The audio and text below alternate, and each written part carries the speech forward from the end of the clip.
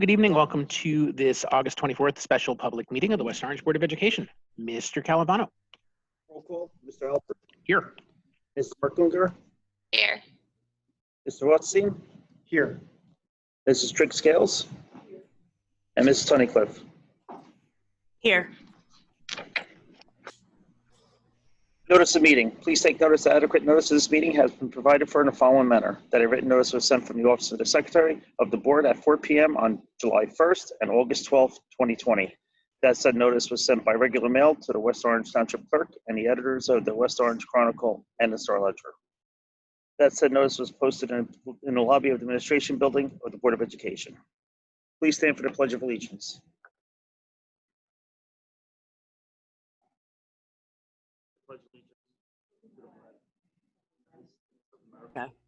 And to the republic for which it stands, one nation, under God, indivisible, with liberty and justice for all. All right, Dr. Cascone, Superintendent Report. Okay, you just need to unmute yourself, Dr. C. Good evening, members of the board and our community members in attendance tonight. We appreciate you being here. Mr. Wozni from EI Architects, thank you for joining us tonight. Just to give you a little bit of perspective on this meeting, this public meeting was originally scheduled as a public policy work session to continue the work that the board has been doing in the updating of the district's policy manual. This is a busy time of year always, and now more than ever with planning for the reopening of schools and the opening of the 2021 school year. The agenda has sort of kind of morphed and taken on some additional purposes, which is a good thing that we had this public meeting on the calendar because it's enabled us to do a number of things. One is you'll notice that, and I'll speak a little bit about this later after we have our presentation, some personnel items. We have a school calendar revision up for adoption, and I'll speak a little bit about that. And we also have an opportunity to present to the community and to the board an update on our HVAC systems. In the development of our school reopening plan for to the state, to the New Jersey Department of Education, we cited a number of challenges, a number of persistent questions, which from our perspective made it really impossible for us at the onset of the school year to be able to open our buildings full steam to large numbers of students. Now, many of those challenges are really very much short-term challenges, whether it's ensuring that we have all of our PPE and our cleaning and sanitization supplies on site, or ensuring that staff, students, and parents are properly trained. None of those are long-term challenges. The one challenge which has emerged, which represents perhaps maybe a slightly longer-term fix, is our HVAC systems. Now, the benefit of having gone through a comprehensive HVAC evaluation, not more than a year ago, was that we really had all this data on hand. And so we asked, in the wake of last week's meeting, we asked our partners with EI Associates, our architects and engineers of record, to present us with a situation report on the status of our ventilation systems, as well as the most expeditious, but at the same time diligent plan for remediating those deficiencies in order that we could begin phase 2 of our reopening with the bringing in of cohorts of students. And so we're happy to have Mike Wozni, a principal of EI Architects Associates, to speak to us about the situation report, as well as the remediation plan and a prospective timeline within which we could expect to be able to complete the recommended remediations. Mr. Wozni, the floor is yours, sir. Thank you.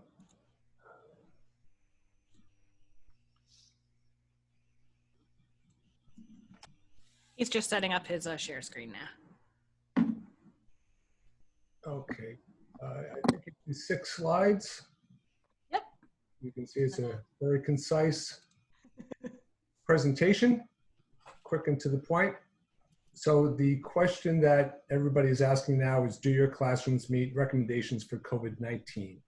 I'm sure you're all aware that Governor Murphy has an executive order that addresses indoor air quality.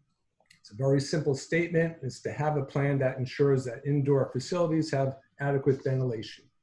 So based on that, we have got 3 simple recommendations. 1, increase outside air. Now that could be done one of 2 ways. Natural ventilation, obviously opening windows. Mechanical ventilation is through any kind of air handling unit, whether it's a unit ventilator in a classroom or a rooftop ventilation piece of equipment.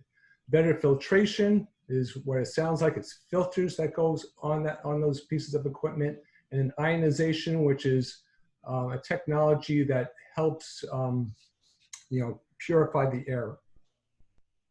So natural ventilation, there are a lot of disadvantages to that, even though when effective, it's the best way to ventilate. It's dependent on weather, so you're only going to be doing that practically until you get cold weather. Rain can impact that. Heat can also impact it. You may not want to be naturally ventilating when it's really hot and you have a lot of humidity. It's also reliant on pressure differentials, meaning you can't just open a window. You have to, besides bringing the air in, you have to have a way to move it around and exhaust it, either with a fan in one of the windows, drawing the air in from the, all the rest of the windows in the room, or you exhaust it other places in the building. And you also can't verify natural ventilation the way you can mechanical ventilation. You can't put an air balancer on it because it's not going through a fan where it can be recorded. The natural ventilation also sometimes limited by codes. When older sections of some of your buildings were built 100 years ago, natural ventilation worked fine, but then fire codes that required transoms between rooms and corridors to be filled in because of fire ratings, fire doors that separate floor to floor so you can't ventilate vertically through the building. So those have been impediments to natural ventilation. It's also not a permanent solution for these reasons. You've got safety issues. A lot of times you've got stops on windows that limit how high the sash can go so that for safety reasons, you don't have students flying out. Security, especially on first floors, that's an issue.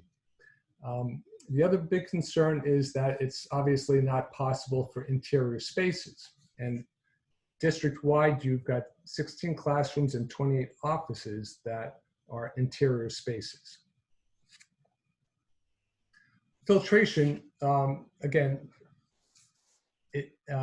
that's improving the filters on equipment. So obviously you need to have mechanical ventilation. You're not doing that filtration when you're doing the natural ventilation. The issue you have is you've got some spaces that don't have mechanical ventilation. They rely solely on that natural ventilation on the exterior walls. So district-wide, you've got 47 classrooms that don't have mechanical ventilation. You have 91 offices that don't have mechanical ventilation. So where you do have mechanical ventilation, you can add improvements to your filters. They've got Merv ratings, which stand for minimum efficiency reporting value. Currently, you've got values that range, 5s to 10s. We recommend, where possible, to put filters with a rating as high as 13. That becomes problematic because not all equipment can handle the higher rated filters. So we have to look at each piece of equipment. Sometimes, especially the older unit ventilators, you just can't put a MERV 13 filter into those. Another option is portable air purifiers with a HEPA filter. HEPA stands for a high efficiency particulate air.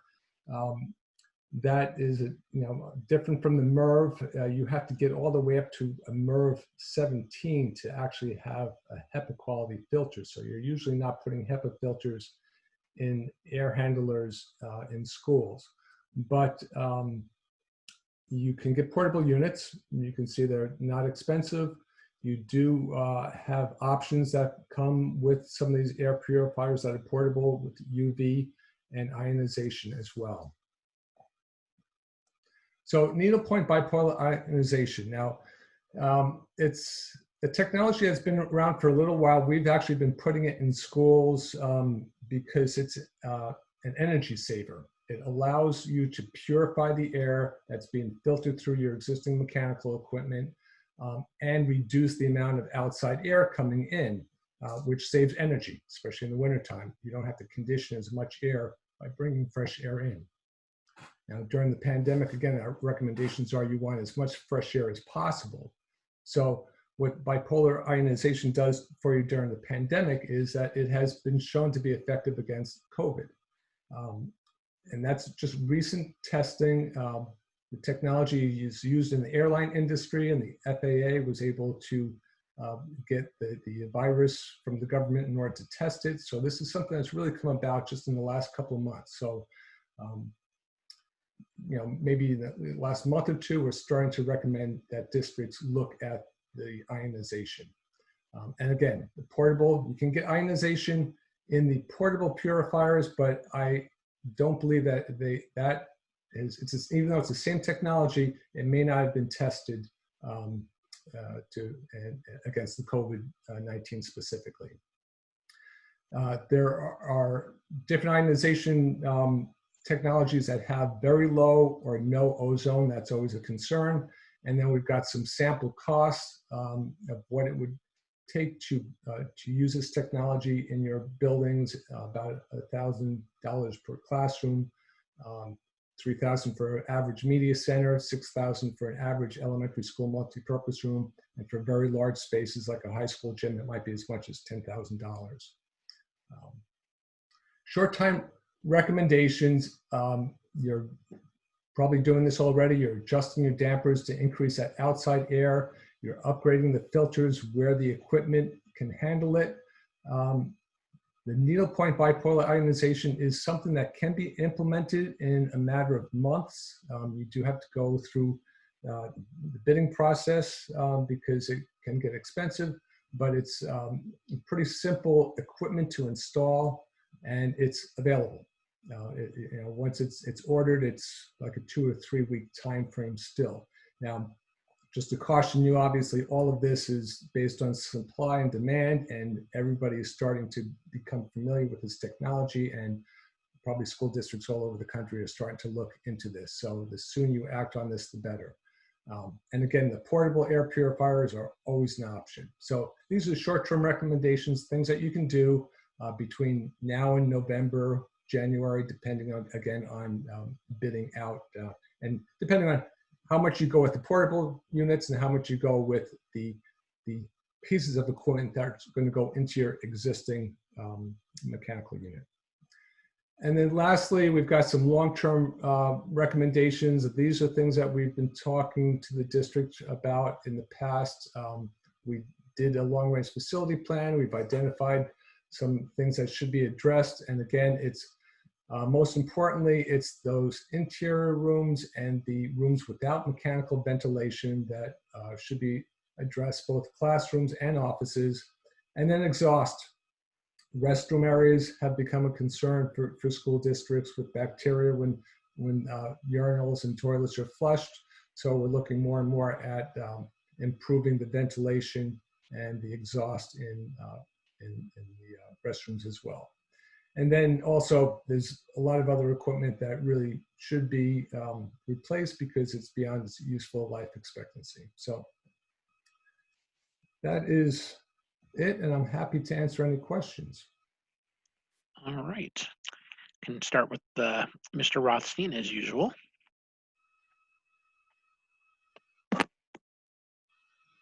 Thank you. Yeah, a lot to take in here. I think really the main question that popped into my head was with ionization, whether there's any health risks at all to that, or is it a completely safe technology? It is a safe technology. It's got UL ratings. It's, as I mentioned, the one concern is ozone, and that's the one thing that, and it's has been tested to be below, well below acceptable standards. So where it's safe for schools, and as I said, we've been using it in schools now for about the past 3 years. So it's safe for use in educational facilities. And then the UV inside of the portable air purifiers, is that as simple as it sounds, that there's UV light that's disinfecting the air that's filtering through the system? That's pretty much it. Again, there's a lot of units out there, depending on the price. I'm sure there's various qualities. We've recommended a couple of brands to the district that they might consider. So I can't vouch for all of them. Again, there's a lot of products out there, and you really just need to look at the various features and the whatever test results that they have. Great, thank you. Ms. Triggs-Gales.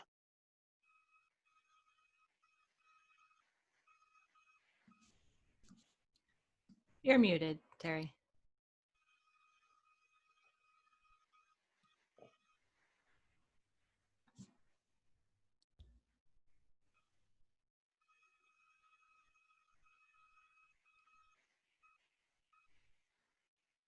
I can do it this way too. If you go on your screen, it should have a prompt on your screen there.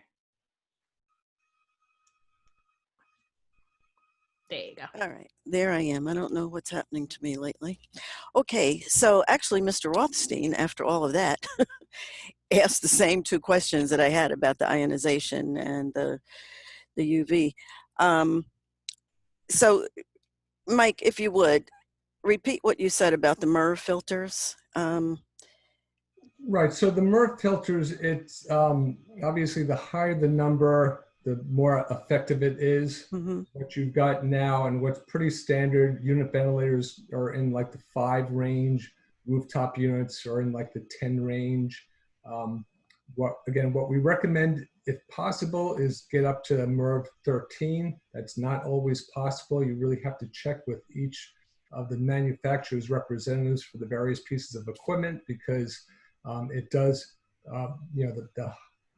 the more effective the filter is, the more pressure it puts on and strain on the unit. So you don't want to be burning out motors or having a pressure drop across that filter that is unwanted. So you really need to check with each piece of equipment and get as high a rating as you can per the manufacturer's recommendations for that particular piece of equipment. Okay, thank you. So when you were talking about filtration, I'm trying to take notes. Needing mechanical ventilation. Then there was Merv 13 filters, and then the portable air purifiers. Are those choices for us? Those are choices. So Okay. filtration is one thing. That's obviously dealing Right. with filters. But in order to do that, you have to have mechanical ventilation. So where you have radiators, there's no way to filter that. Okay. But you can get an air purifier that has a filter in it. Okay, so that's, those are, the first page of my slide, I had the ventilation, then I had the filtration and Right. the ionization. So those are kind of the 3 big categories. So filtration is basically dealing with the filters, whether it's going into an existing mechanical piece of equipment or into a portable unit. And the same thing with the ionization, whether it's going into existing mechanical equipment or a portable unit. Right.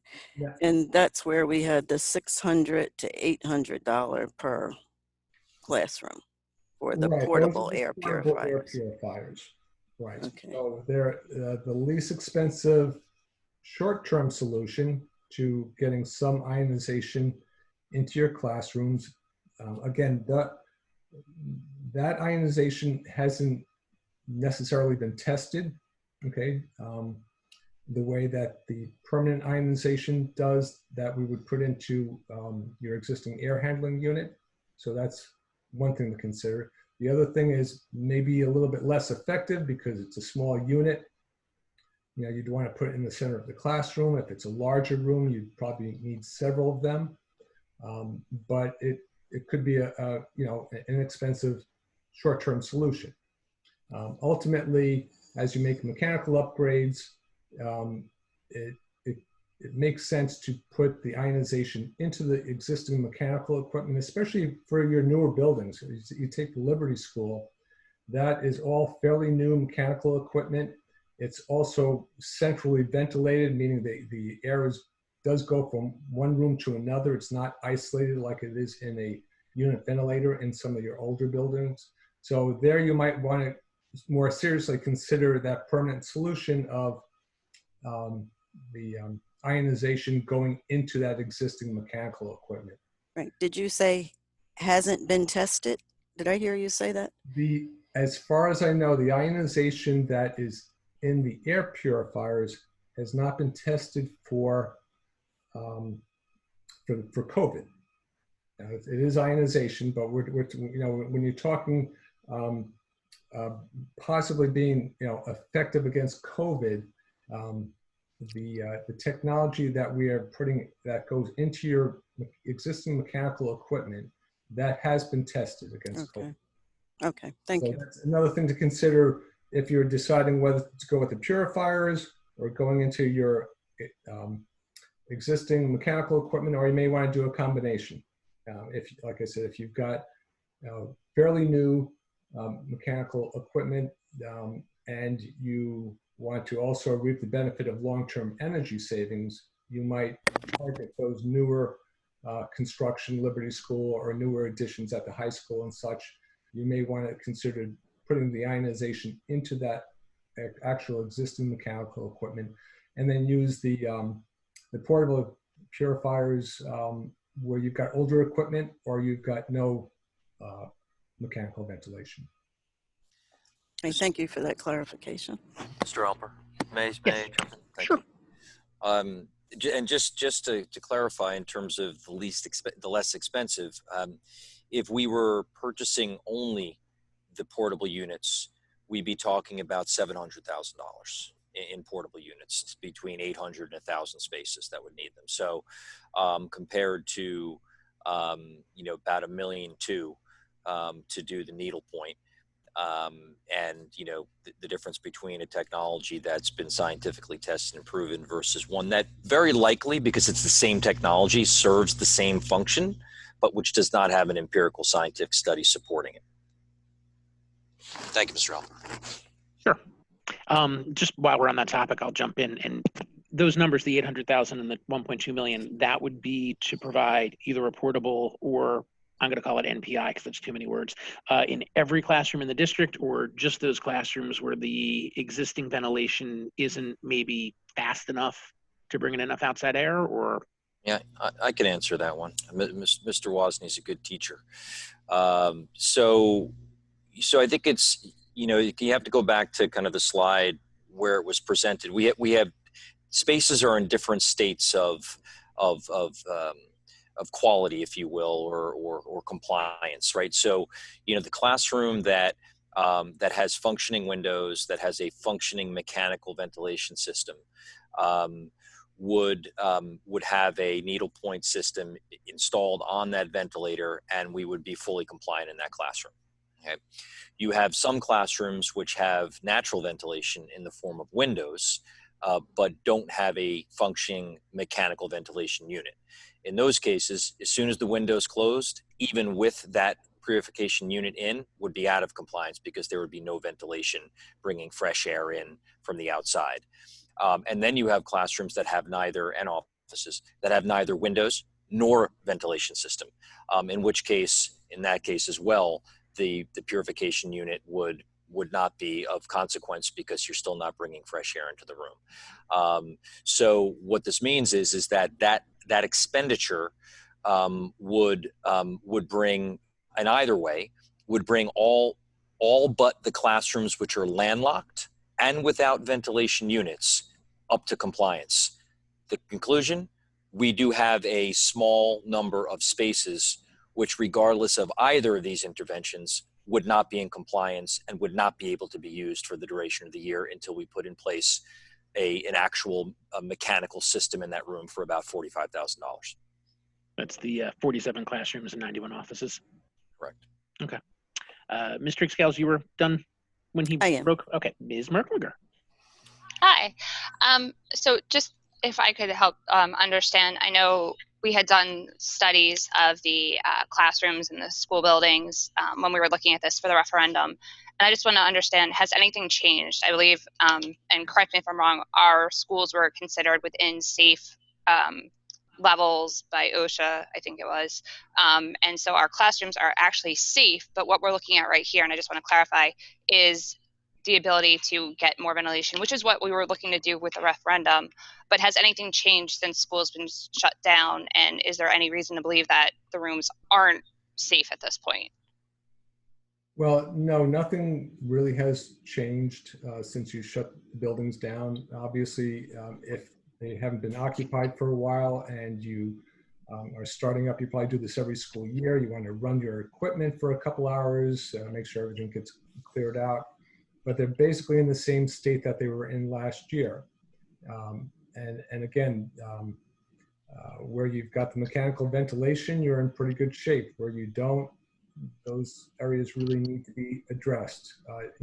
Technically, they may meet code because they, provided fresh air through open windows at the time the buildings, were designed. But for all the reasons I mentioned earlier, fire code changes, alterations to the buildings, bit by bit, they don't meet current code. So there's, not that they're safe, but as far as code for fresh air changes and indoor air quality, some of those spaces are lacking where you don't have mechanical ventilation. Right, and that's kind of what we were looking at for the referendum, was to update those and bring everything to code and get everyone in line. So with that, is any part of this covered under CARES, the CARES Act? Are we able to get money from the state or funding for this type of work that needs to be done? Just looking at the cost that it's potentially going to be for the school districts. Well, the best mechanism for most school districts doing these larger multi-billion-dollar projects is through a referendum, and these are all eligible for debt service relief, which translates into a pretty good percentage of that work. Going back to the cost of the portable units, I did have a range in there. That is actually before you look at the UV and the ionization options. So, and again, it depends on the unit, but that's, you could be adding several $100s onto those costs as you add those options, especially the ionization. Mr. Alperman. So Mr. Wozni, so if I'm hearing you correctly, because obviously if we were going to purchase those units, we'd want all the bells and whistles. We want the UV, we want the ionization, the whole kit and caboodle. So chances are those are units that have that capacity would be more expensive than $800. That's correct. Now it's also dependent on the number of units, and it's right. So that number. A lot of factors. Sorry. So that number of, let's call it seven. Depend if it's 800 or 1,000 spaces, but let's call it $700,000. That would probably be closer to $1 million for a solution that is not scientifically tested. Right. And the difference between the installing the needlepoint technology either on our ceiling units and our classroom univents would be somewhere in the neighborhood of north of 1 million, but not exponentially more expensive than we pay for all these portable units. Correct. That's correct. And I might add, I know there was the finance question that Mr. Calavano can maybe speak to. Some of the things we were able to do with reserves from last year, which would give us some options there. Two different pots of reserves. One is emergency reserve, and the other is capital reserve.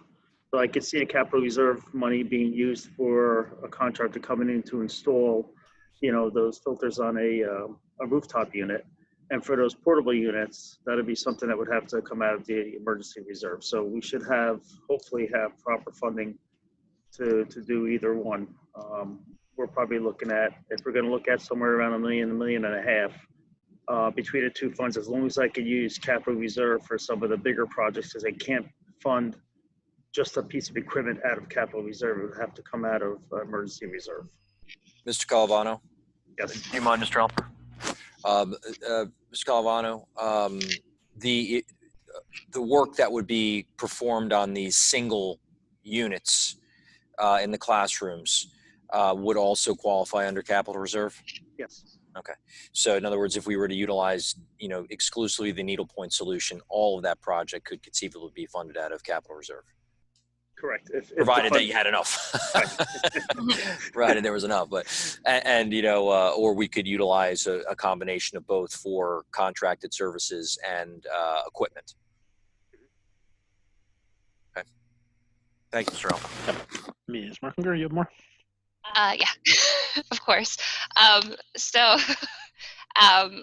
I know there's been some discussion by some parents in the community who would like to and have been asking about how can they help with moving this forward so that our teachers and students can get back in the classroom efficiently and safely. So I know there has been just some discussion about the PTAs purchasing these air purifiers.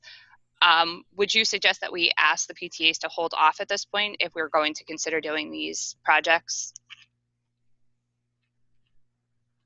I don't know if that's a... Yeah. I mean, I think as one can, and certainly let me just preface by, thank you to the PTAs, and thank you to all the parents who have reached out with offers of assistance. It is greatly appreciated, and I think a testament to a great community. I think when you listen to Mr. Wozni speak, and the fact that making sure that we're purchasing the right units, that they're according to specs, the fact that this is going to be a fairly sizable purchase, and that I think after having heard Mr. Wozni speak, I think if we knew that this technology was empirically tested, then I think it would be a no-brainer, right? But I think we run the risk of spending all this money on a solution which now we know, we think, but we're not really sure. And I think if we're talking about spending that kind of money, we want to be sure that this hits and ticks all the boxes towards that end. Now, I will just say, Ms. Merklinger, just as a sidebar along these lines, is we know while we can't verify the the alignment of all of our spaces with the healthy safety guidelines, we know that we have ways in which we can utilize our facilities, utilize our campuses. We have ordered, Mr. Calavano, I think with about 30 of these units, about 25 units. So we will begin to trial those in some locations. We do have classrooms with working univents and working windows. So we are very confident that as we phase into this next stage, we will be able to use our facilities in limited fashions for a variety of things which we have outlined in our plan, including testing, including orientations. Just had a conversation with Mrs. Gogarty Fitzgerald today. We recognize that we need to have perhaps a more expeditious plan to be able to offer small group instruction to some of our more specialized populations, and really working inclusively with the teachers who service those students to do so in a way in which everyone can feel comfortable and safe. So we, in amidst this, in kind of ramping up to the second phase, we intend to look very critically and creatively at how we can use our facilities in a safe way to deliver some services to kids and keep them connected to the schools. Absolutely. Thank you.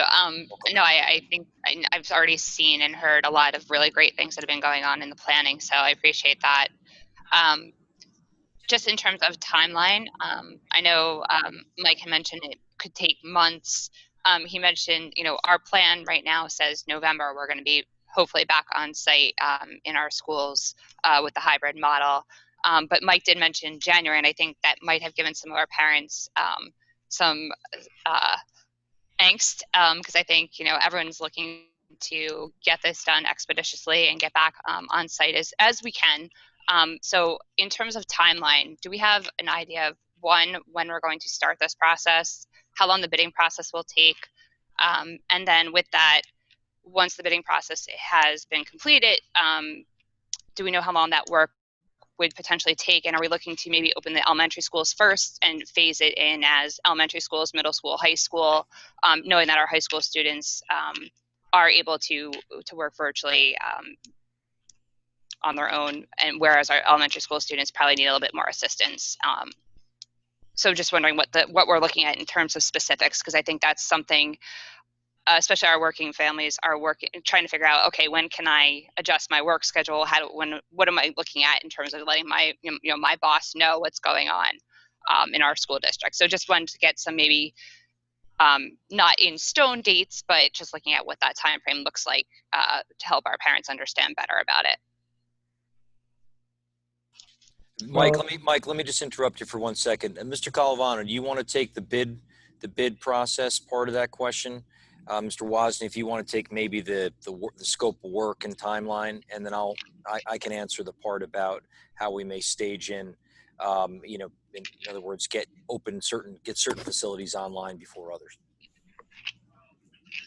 So I would think it would take about 3 weeks from the beginning of the process to the receipt of the bids, and then we would have to have a board meeting to accept the low bidder.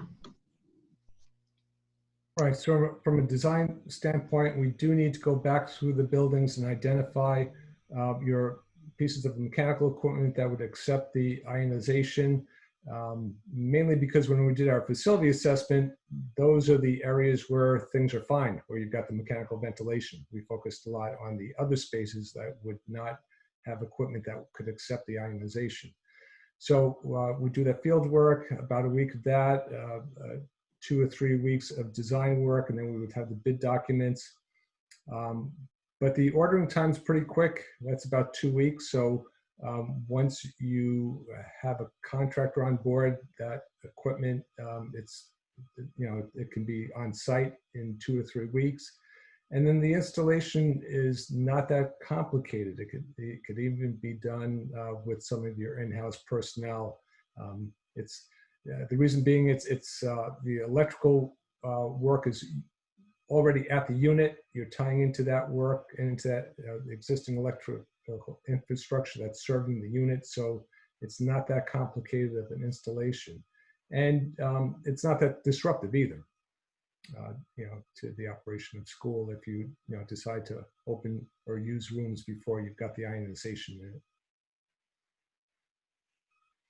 So I know there's several steps that take 2 or 3 weeks there, and that's why cautiously I'm saying, you're probably closer to January, and again, it's all dependent on supply and demand. So the sooner you act on this, really the more compressed that schedule can be.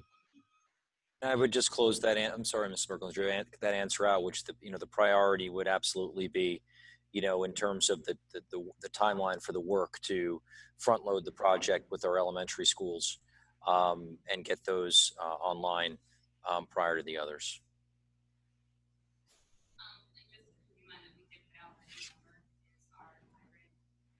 Cheryl, I'm sorry, you're muted. It's okay. I was just saying, sorry.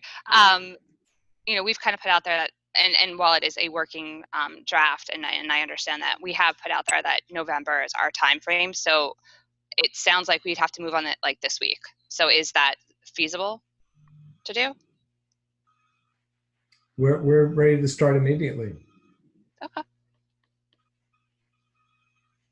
That's all my questions. Thank you. All right, Ms. Tunnicliffe.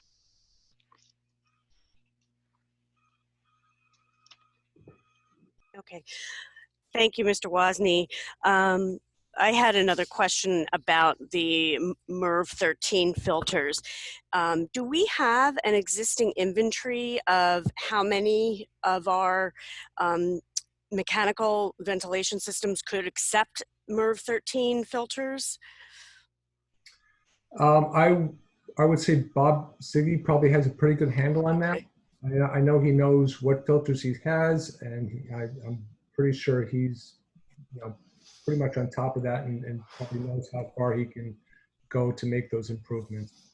Okay.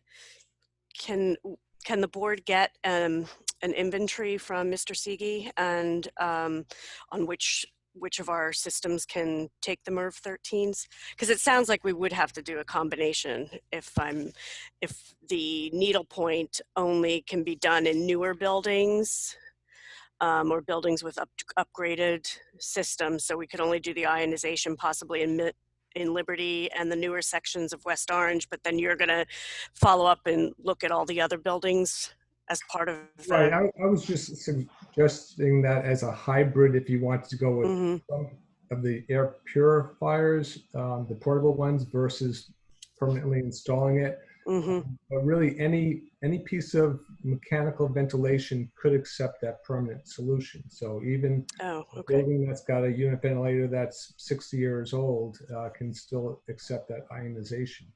Okay. Are there additional costs added to that to have it accept it on an older piece of equipment, or it's about the same? No, pretty much any place that you got a piece of equipment with a fan, you can get a unit that's sized properly to handle that. So that's really all you need is a fan. And then if you decided to upgrade that unit, let's say it's a 60-year-old unit ventilator, and in 5 years you decide to replace it with a new one, you could take that ionization unit out of that and put it into the piece of unit as well. Okay, that's good to know. Thank you. Assuming the filter is the same size and it's comparable, but right, most likely you could do that. Okay, I think those are all my questions. Thanks so much. Mr. Wozni, could you just speak? Correct me if I'm wrong. Regardless of the level of MERV filter, none of them are actually effective at filtering out the virus. Correct?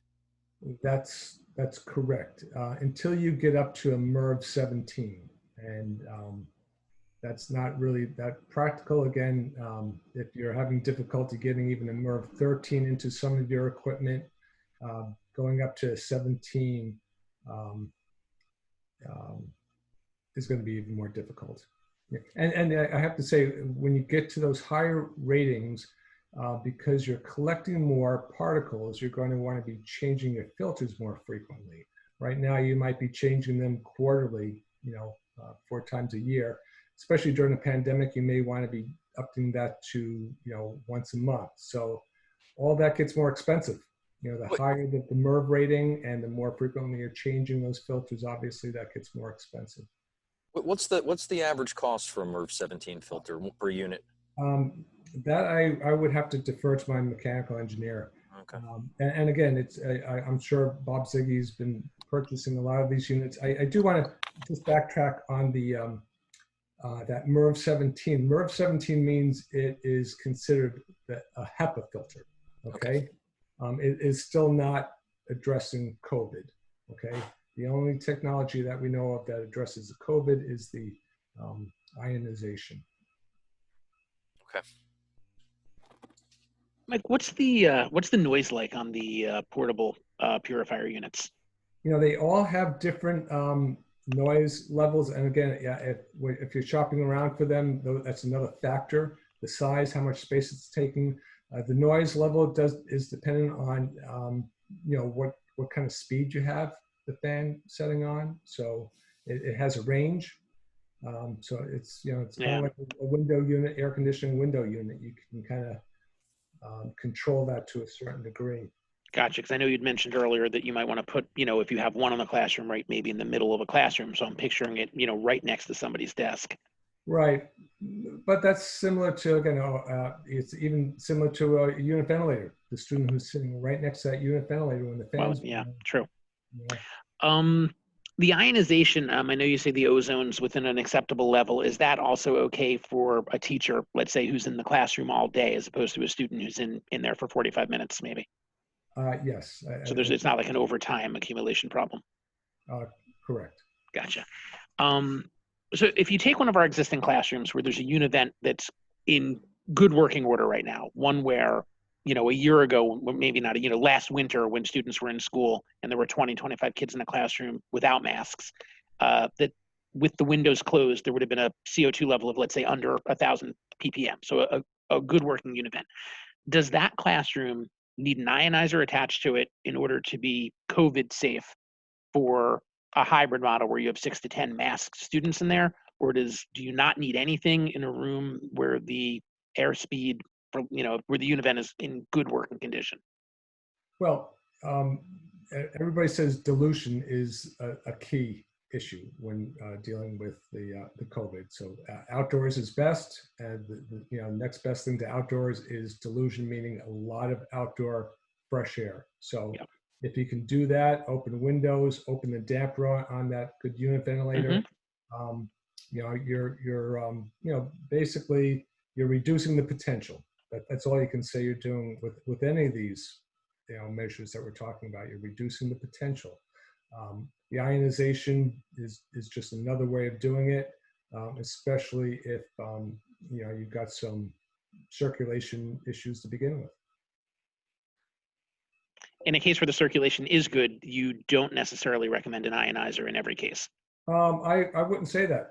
You do. Our recommendation is ionization. That's Okay. one of those 3 principles that we talk about. The fresh air. If you can do all 3, that's best. Gotcha. Okay. I think my other questions were taken, especially about moving it, from an older unit to a newer one if you upgrade. I think that's all I've got. Anyone have anything further? Yeah, I did. Oh. Okay. Ms. Triggscale spoke first.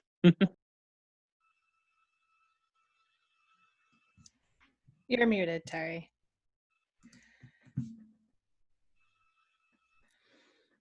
There you go. Okay. All right.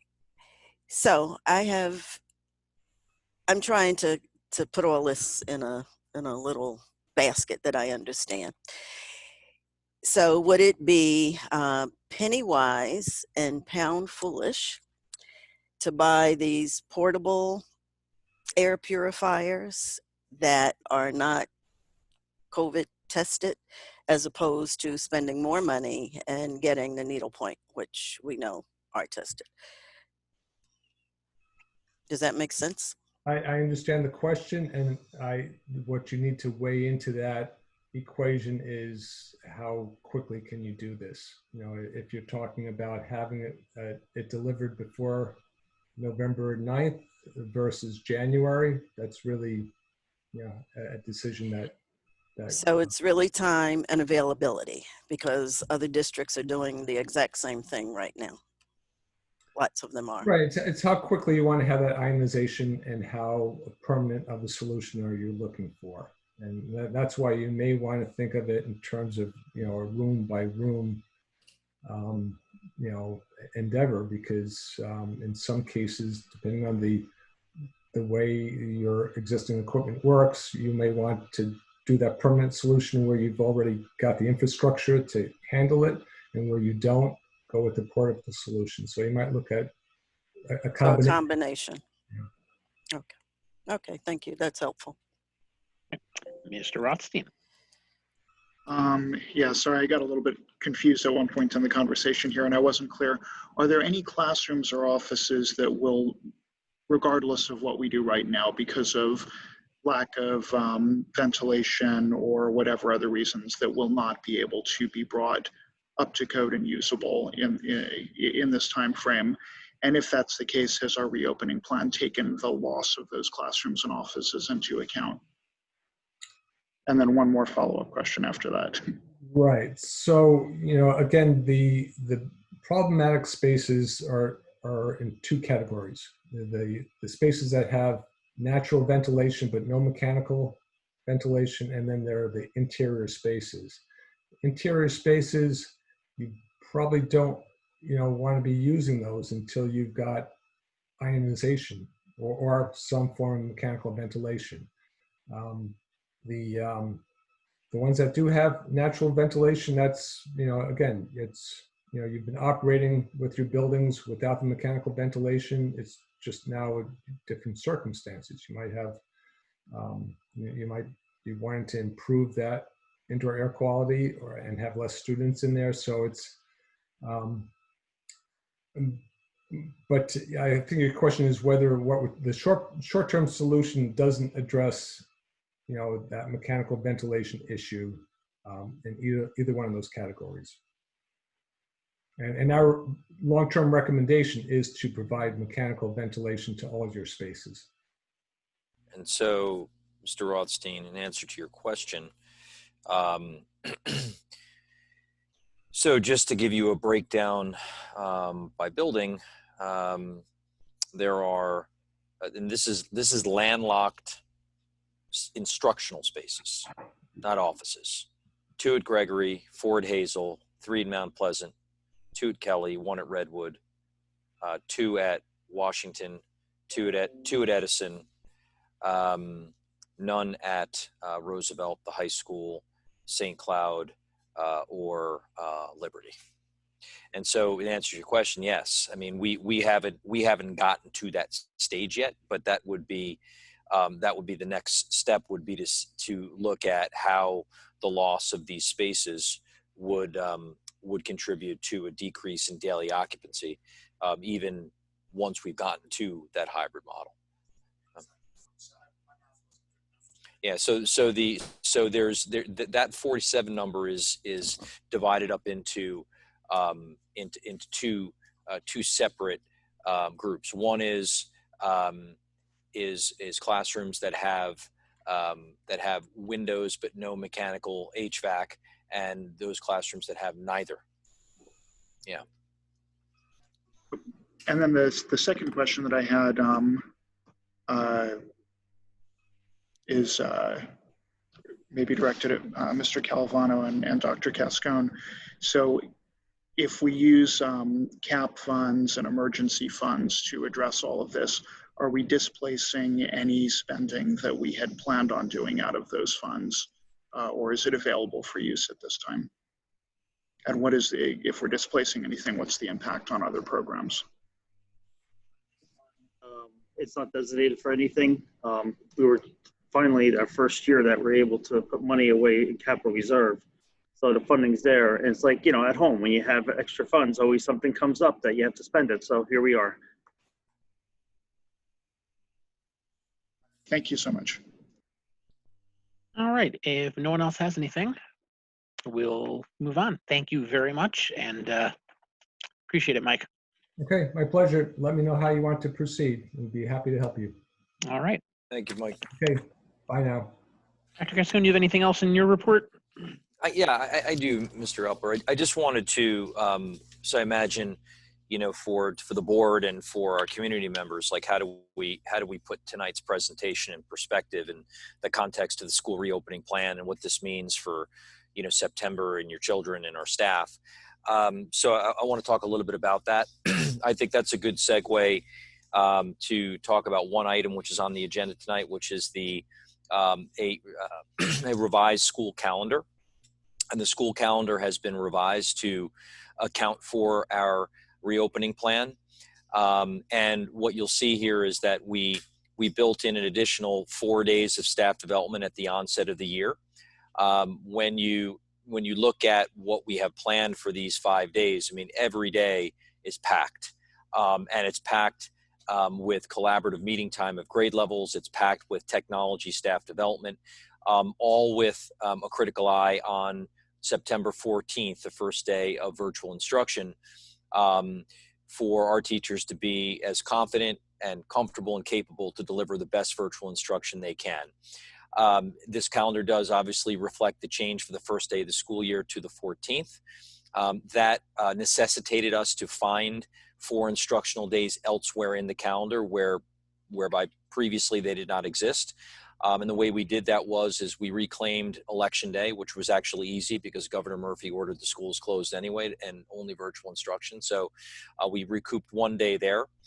We recouped Columbus Day, which had previously been a full day off. We recouped that into a half professional learning day, which this year will be used principally to continue ongoing preparations and planning to be reopened. But in future years, we would foresee that half professional day staying in future calendars and being an opportunity for staff development as it relates to a variety of topics, including equity and culturally sensitive teaching techniques and things of that nature. That's where we claimed number 2. Number 3, we reclaimed from February 12th, which was originally part of a 4-day February break weekend, President's Day weekend. We reclaimed the 12th, and we reclaimed June 8th, which had previously been a closure due to the primaries. I'm hoping that we're actually back at school at that point in time, in which case we would be closed for a virtual day. And that's where we reclaimed the 4 days. It had no impact on the length of the school year in terms of going later.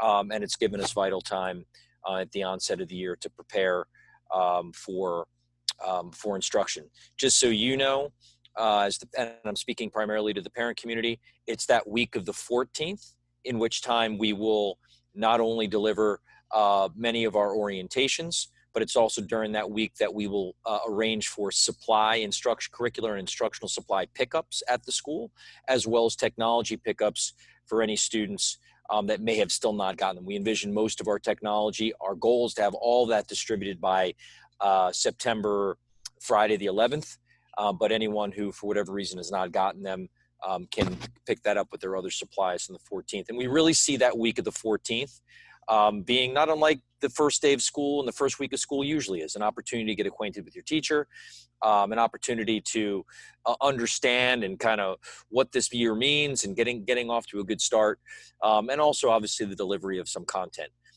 but really a combination of both.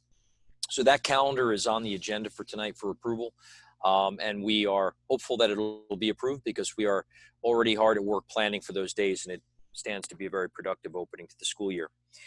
We have many items on here as well that are related to personnel. This is a busy time for personnel.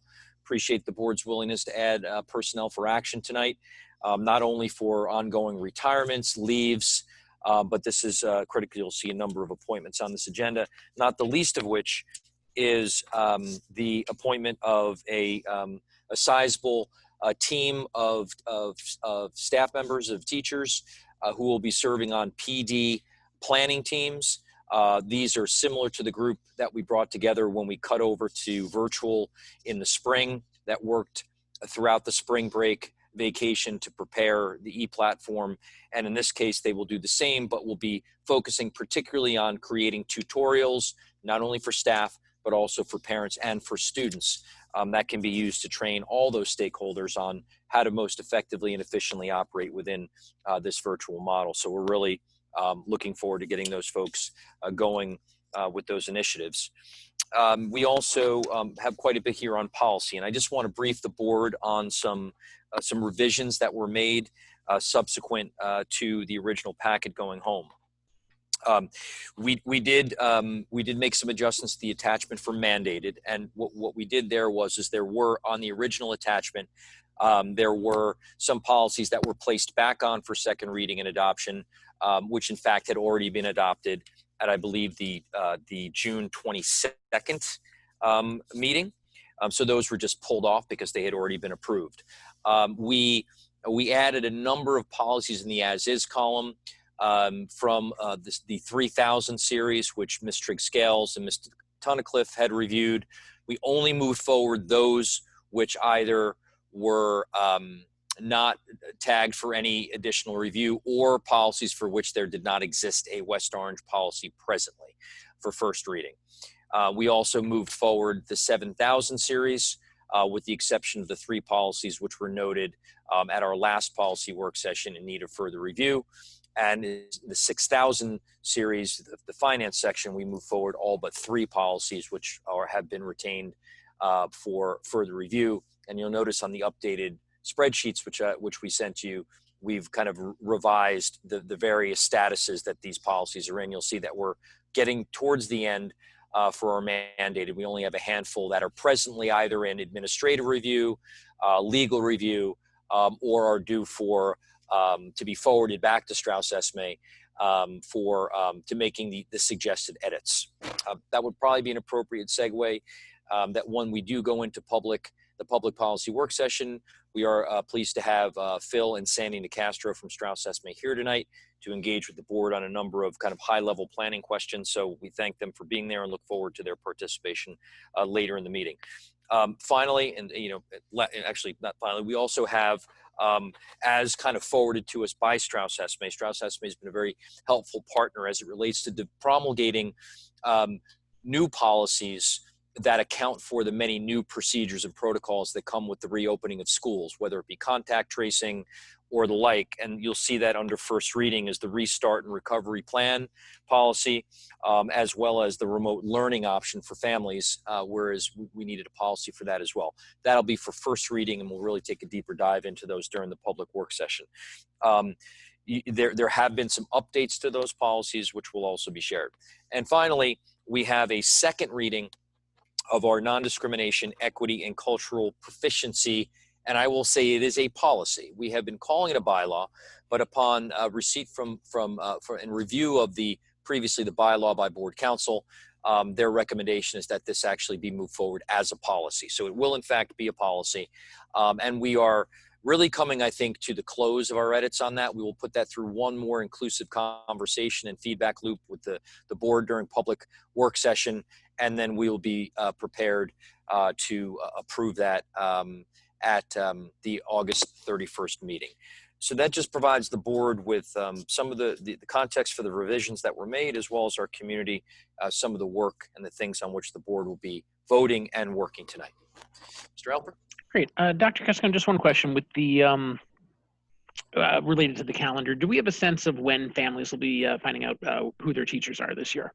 Great question. So this meeting tonight, at which the board will vote and hopefully approve the revised school calendar, that represents a critical pivot point whereby we shift, and the communications now shift more into the school level. It's not to say that I won't continue to communicate out on a higher level, on the district level, but this represents that turning point at which principals are now going to start pushing out communications to their school-based stakeholders, whether that be your class assignments, which should be coming this week, whether it's information relative to orientation, supply pickup. Met with the principals today, discussed this, and that's going to be a critical turning point.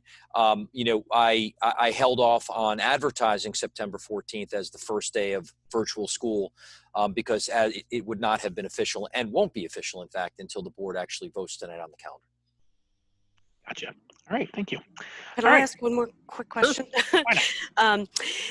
Regarding the pickup for the laptops, I know we have 9 to 12. Will there be any additional hours added for parents who might be having to work during the day and can't get there from the 9 to 12? Or are there any suggestions that we can give for other times, or how they should go about picking up the laptops if they can't be there? I will, if over the course of these weeks, if the 9 to 12 slot does not work at some point, I can speak with Mr. Santiago about that.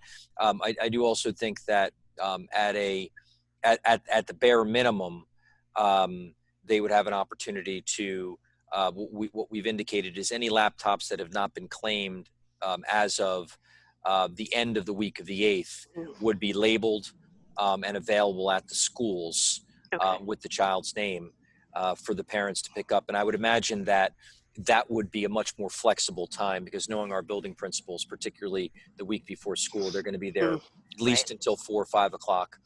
And so I'm sure that the building principals would make accommodations for parents to come pick those up at another time. Great, thank you. You're welcome. All right.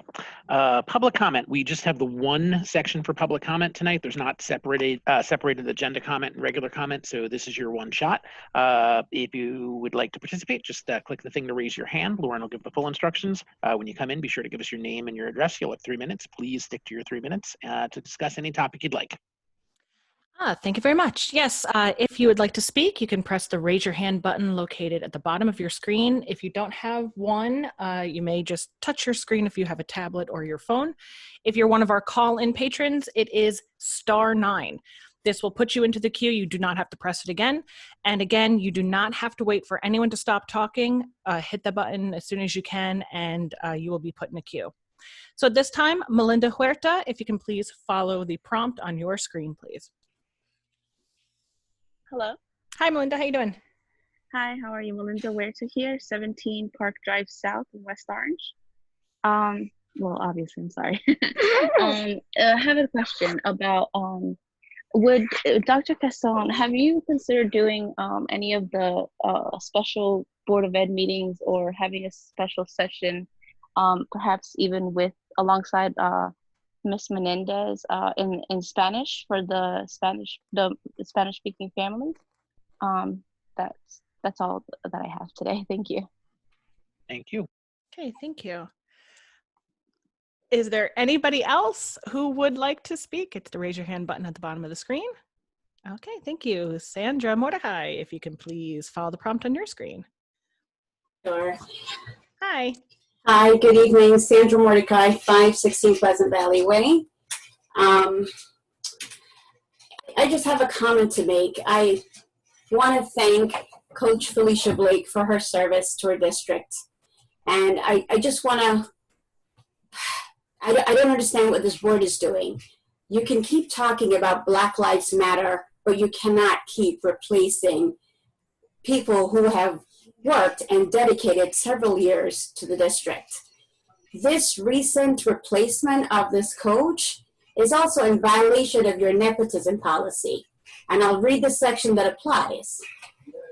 Employment promotion of a relative.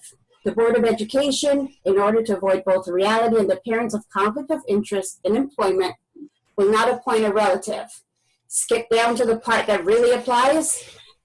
A school official who has such a relationship with any employee of the district as of the effective date of this policy shall declare such relationship immediately. But you have replaced her with a coach who has now hired his wife. That's a direct violation of your nepotism policy 4112.80. Coach Blake, her record speaks for itself. This year, she was acknowledged as Coach of the Year for the Colgate Games of the entire country, not just Essex County or the state, the entire country. So I don't know what is going on. I don't know what happened. I know it's personnel, but I am so upset about this. I am so upset about this. There's so many students that she's helped. If you look back at her record, she has the most student track athletes going to Division I and Division II schools of any coach in any sport. And you can check it. Because I'm a track and field person. So I follow her, and I know the record of the kids. All these athletes that they've won under her, it's the most we've ever won in track and field. 2018, SEC Division champs, girls cross country, girls track and field. Essex County champs, girls track and field relay championships. Pen relays, everything. I just don't understand. I don't understand what's going on. 2019, the girls won the championship of the Essex County indoor relays, and they broke 8 school records that year by February. I don't know what you guys did. I really don't understand. And people are going to say, oh, the coaches hire, the athletic department, the athletic director hires, the principal hires. The board has the final say. Yes, you do. Don't forget that you have the final say, and you have to do your due diligence. Thank you. Thank you. Thank you. And Aaron Kesselman, if you can please follow the prompt on your screen. Yes, hi, this is Aaron Kesselman at 1 Galloway Court. I'm just trying to figure out when the K through 3 grades will get their Chrome books. I know that there was information as to that would have been probably happening this week based on prior information, but nothing has been said to parents yet onto the K to 3 grades. That is all I have today. Thank you.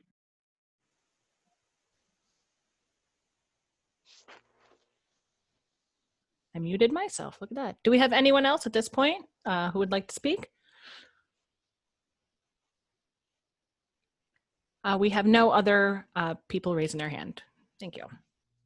All right, Dr. Cascone. So I would just, a couple of comments and just to acknowledge Ms. Mordecai's comments. Obviously, as she alluded to, neither I nor the board are at liberty to discuss specifics of personnel. The superintendent receives recommendations, administrative recommendations from from the management team or the supervisor of a particular building. And that's not to say that I'm a rubber stamp, right? Any more than it's the board said they're a rubber stamp of my recommendations. I mean, we all at each level have a certain responsibility to understand the reasoning behind decisions. We all, when necessary and appropriate, ask questions and ultimately either support the decision of the administration or not. The latter is not common, particularly when there's an inclusive process of discussion as it relates leading up to those decisions. I can say that that I would disagree, that the that process or the decision is not aligned with board policy. Publicly state that I feel that confidently that it is within the bounds of board policy or the bylaw, as it were, of nepotism.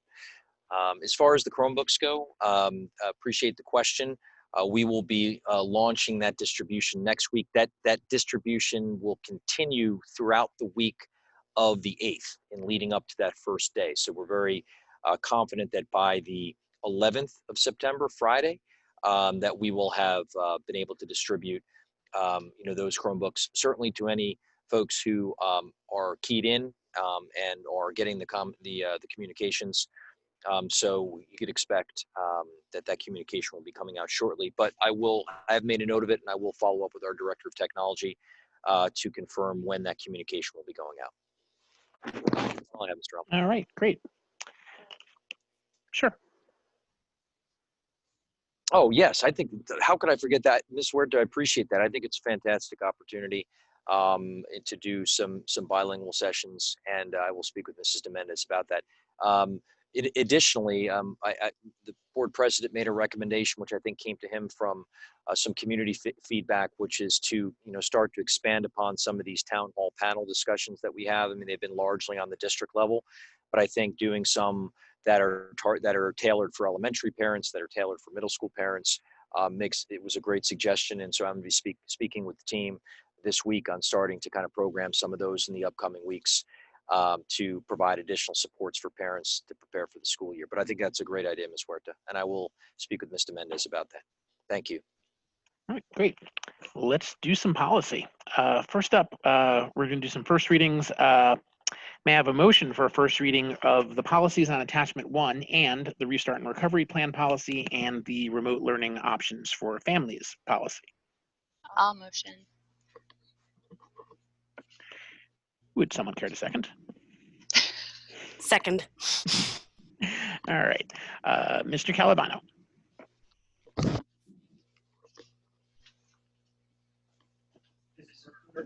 Yes. Mr. Watson? Yes. Ms. Tunnicliffe? Yes. Vice President Trigg-Scales? Yes. President Alper? Yes. All right, may I have a motion for the second reading of the non-discrimination, equity, and cultural proficiency policy? I'll motion. I'll second. All right, Mr. Calabano. Ms. Sparklinger? Yes. Mr. Watson? Yes. Ms. Tunnicliffe? Yes. Vice President? I skipped over the discussion part, did I? Because we're doing those in the policy workshop. Okay. Vice President Trigg-Scales? I'm still not clear. We're doing the non-discrimination, equity, and cultural proficiency second reading. Yes. Without adoption. Right, and then we're going to discuss it in the policy workshop and beyond, and then it'll be up for second reading or third reading. I'm not sure how that works with adoption for the next meeting. Yes, sir. Sure. On a quick procedural question, as this motion has already been placed on the table, could that motion be removed and a motion to table be placed? And I'm just putting this out there for the board's consideration to table it, engage in our discussion, and then move it forward on the 31st for a second reading with adoption.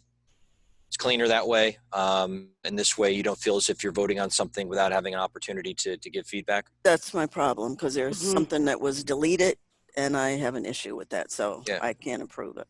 Yeah. Tonight. And just so you know that the vote tonight would not be for an adoption. It would just simply be for, But it's moving it forward, and I That's don't want to correct. move it forward until I discuss it. understood. Mhm.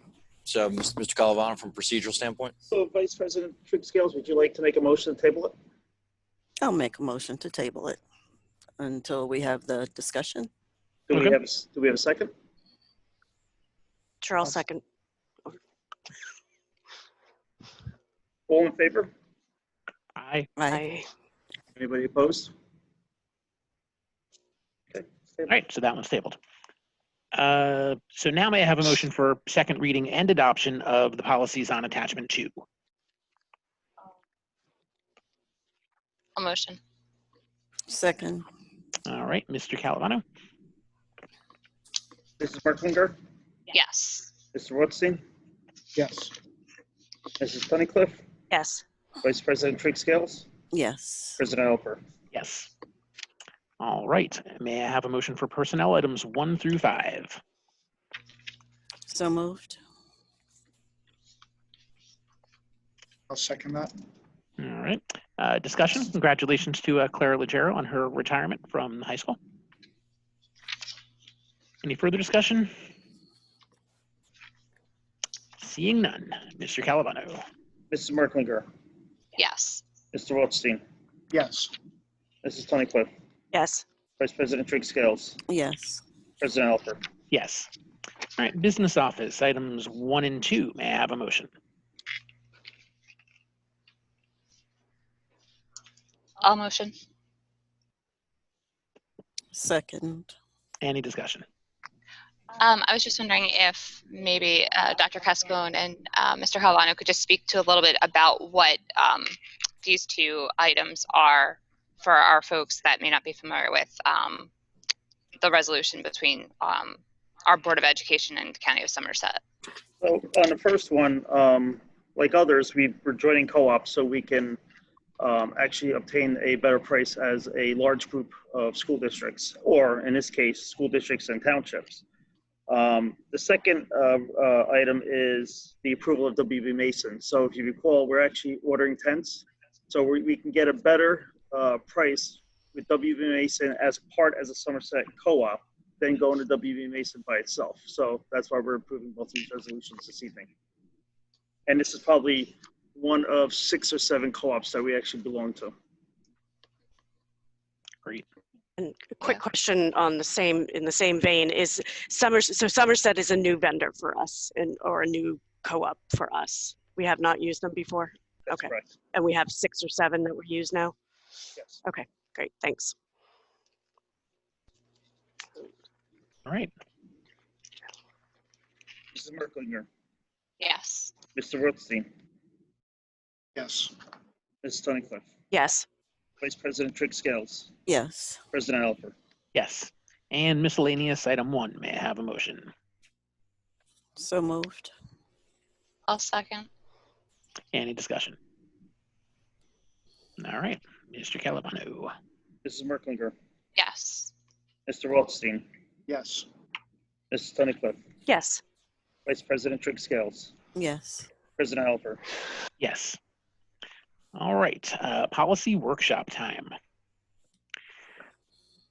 Where shall we start? Mind if I make a recommendation, Mr. Alper? By all means, sir. So I think we have, and this will kind of segue into introducing Phil and Sandy DeCastro from Strauss Esme. So I think perhaps we can start with Strauss Esme and kind of engage in, bit of a high level type of conversation about a number of questions which I think have come up from the board in our work sessions. Questions like, can we utilize, if we like the West Orange policy as is, can we kind of slide that over? what seemed to be kind of a bundling of various policies into West Orange policies that then kind of teased out into multiple Strauss-Esme policies. What's the best way to handle that? Talking a little bit about the difference between policy and regulation, and how it seems that in the previous school board policies, they seem to kind of conflate policy with regulations, and kind of a better understanding of the purpose of each. And then finally is maybe just kind of working constructively with the board in sort of kind of a workshop type approach of, kind of pointers, best practices on how to, kind of maximize the efficiency of the board in doing the work. I think that would be maybe part one. I think the second piece would be just kind of talking about that restart and recovery and remote learning policies.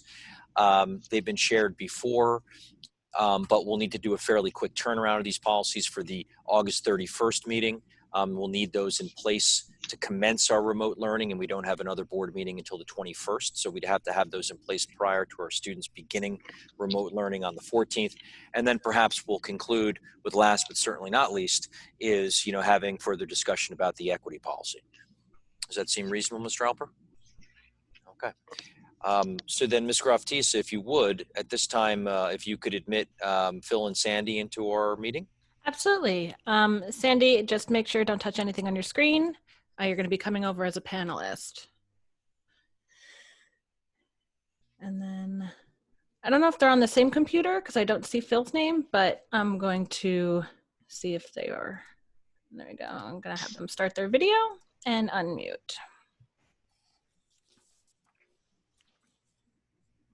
Oh, they are together. Okay. A lot easier, we figure. Great. Thank you very much. Hi, folks. You get 2 for 1. How's that? You're muted, Dr. C. Mr. Alper, good evening, Phil and Sandy. Good to have you here. Mr. Alper, I'm going to kind of, turn the mic back over to you, and just kind of facilitate the conversation as you see fit with Sure. Sandy. So glad to have you here. And, I think as we work through these, we've really, it's an impressive undertaking. And we thank you for everything that you're doing to help make it possible. Our pleasure. You're getting there. You're getting there. Some positive reinforcement. You're getting there. It's definitely a process. And I know Dr. C mentioned a few of the things that, we've noticed and that we've talked about. And I know it's one of the ones that I've noticed really is the bundling. And, I wouldn't mind starting there if you want to talk about that a little bit. This idea that it seems like a lot of our existing policies from the past in West Orange have really combined a number of things into one document. And as we're working to approve these, we're finding, and we're trying to do the crosswalk to see what we already have before we put the new ones into place, and we're finding that there's a number of different things, or we'll find the initial West Orange policy that matches, and we'll say, oh, but wait, the West Orange policy touches on 14 things, and the new policy touches on 4. Where the heck are the other 10? And then we go looking. You want to address that? Yeah. Well, our competitor, who was your previous policy provider, did tend to put a lot of topics in one policy. For example, I know like dating violence would be in one. I'm trying to think. The bullying would be together. A bunch of different topics.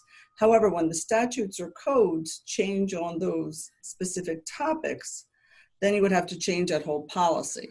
So our premise, and it's actually we're designed, our policy and regulation manuals are really designed for those folks who are in the schools, the building level principal. So if they need to find something on dating violence, or I'm going blank here, Phil, you can help me with a topic, with any type of a topic, they'll be able to go to a singular policy. And we kind of say it's a turnkey product, that this policy deals with one specific area in managing the schools. Another policy would do with another specific topic.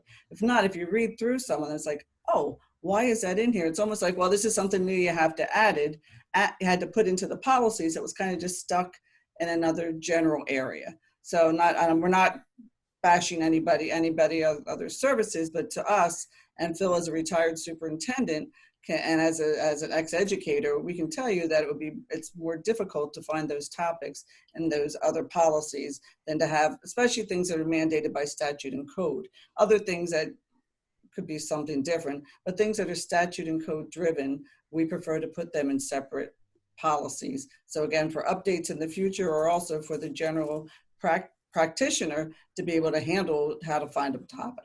If I may, if you're having a hard time finding something that was in your old policy, because we break it out into multiple policies, just get a note to us, and we'll tell you where that is, so that you don't have to spin your wheels looking for something, because it's a very comprehensive document and it's difficult to work with, especially from that standpoint. So just give us, if you're having a hard time finding something that was in your existing and you can't seem to find it new, just let us know, right, and we'll respond back and save you that time and anxiety. We know it inside and out, so we'll be able to do that. And yeah, we have we deal with 542 school districts.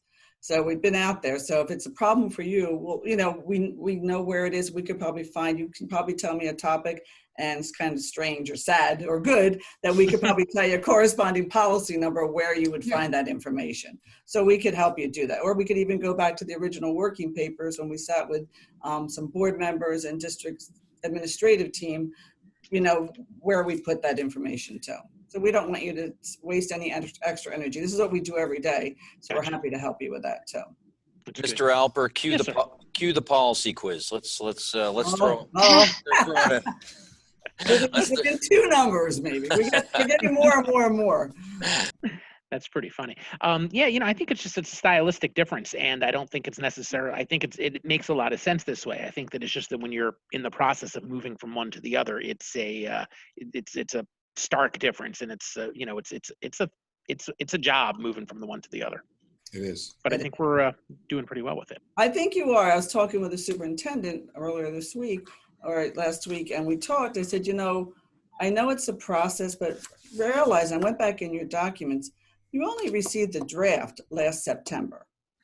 So that's a positive. It's on typically, it takes a school district on average, I mean, we've done a lot of them, about a year. So you're doing it in your own way.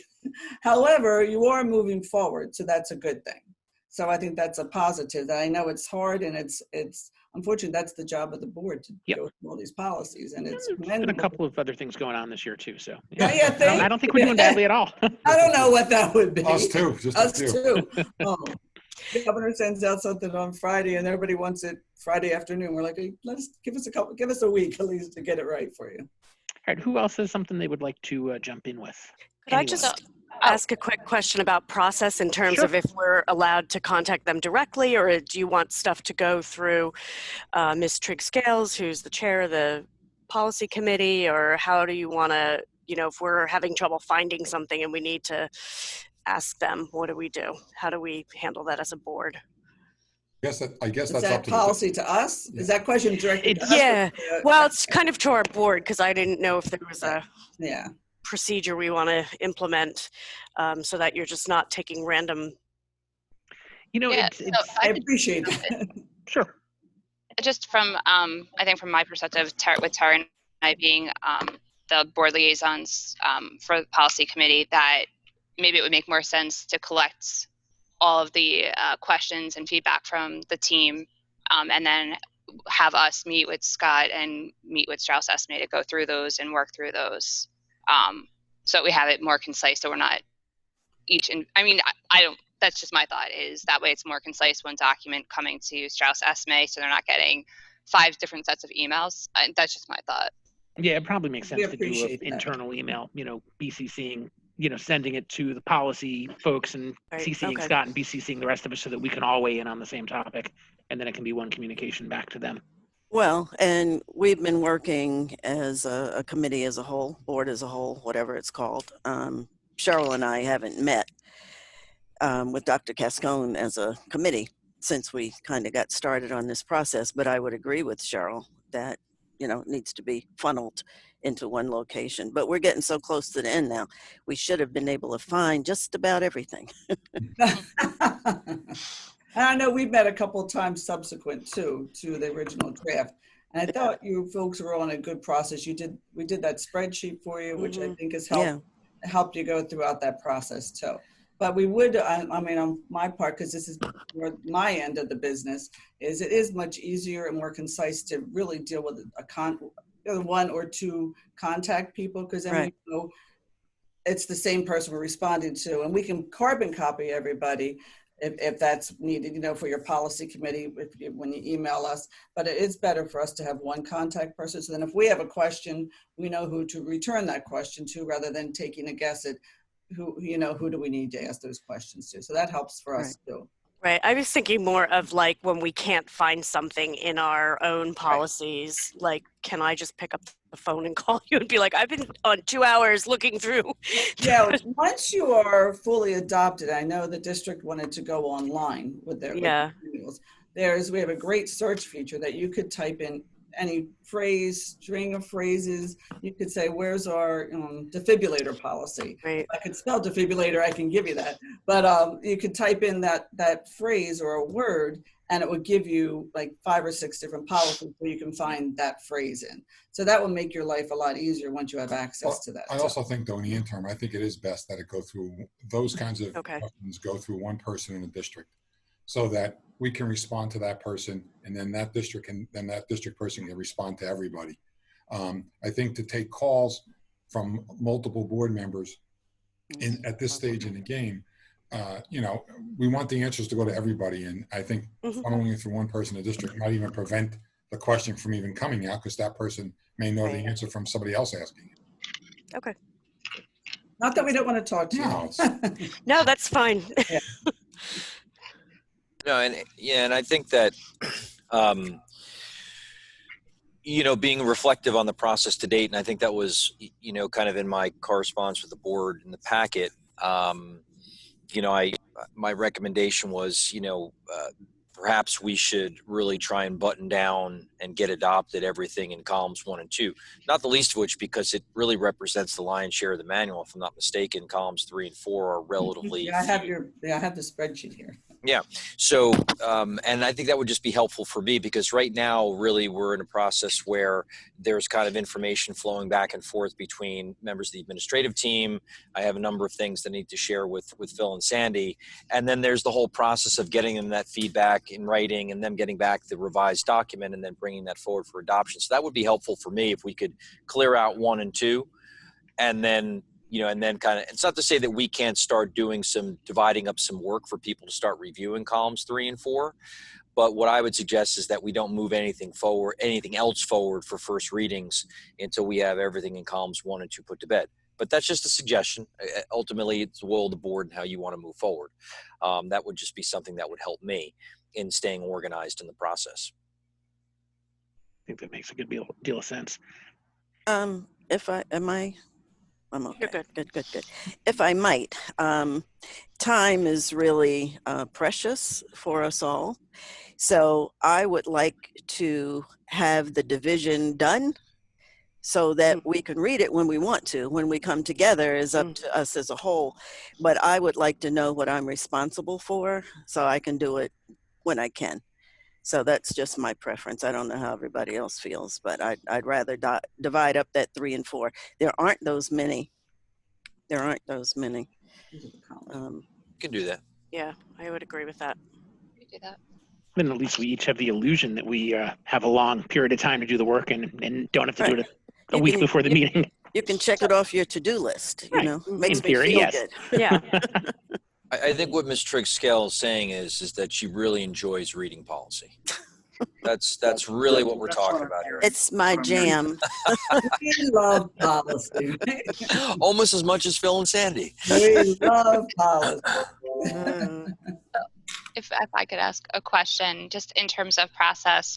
So I'm one of those folks that went through all of the West Orange policies as we're going through this and compare them with all the Strauss estimate ones. And I'm probably the big one who's like, wait a second, this is a West Orange. This is unique to West Orange. How can we carry this over or take these pieces, recognizing that some parts are regulation and need to move there.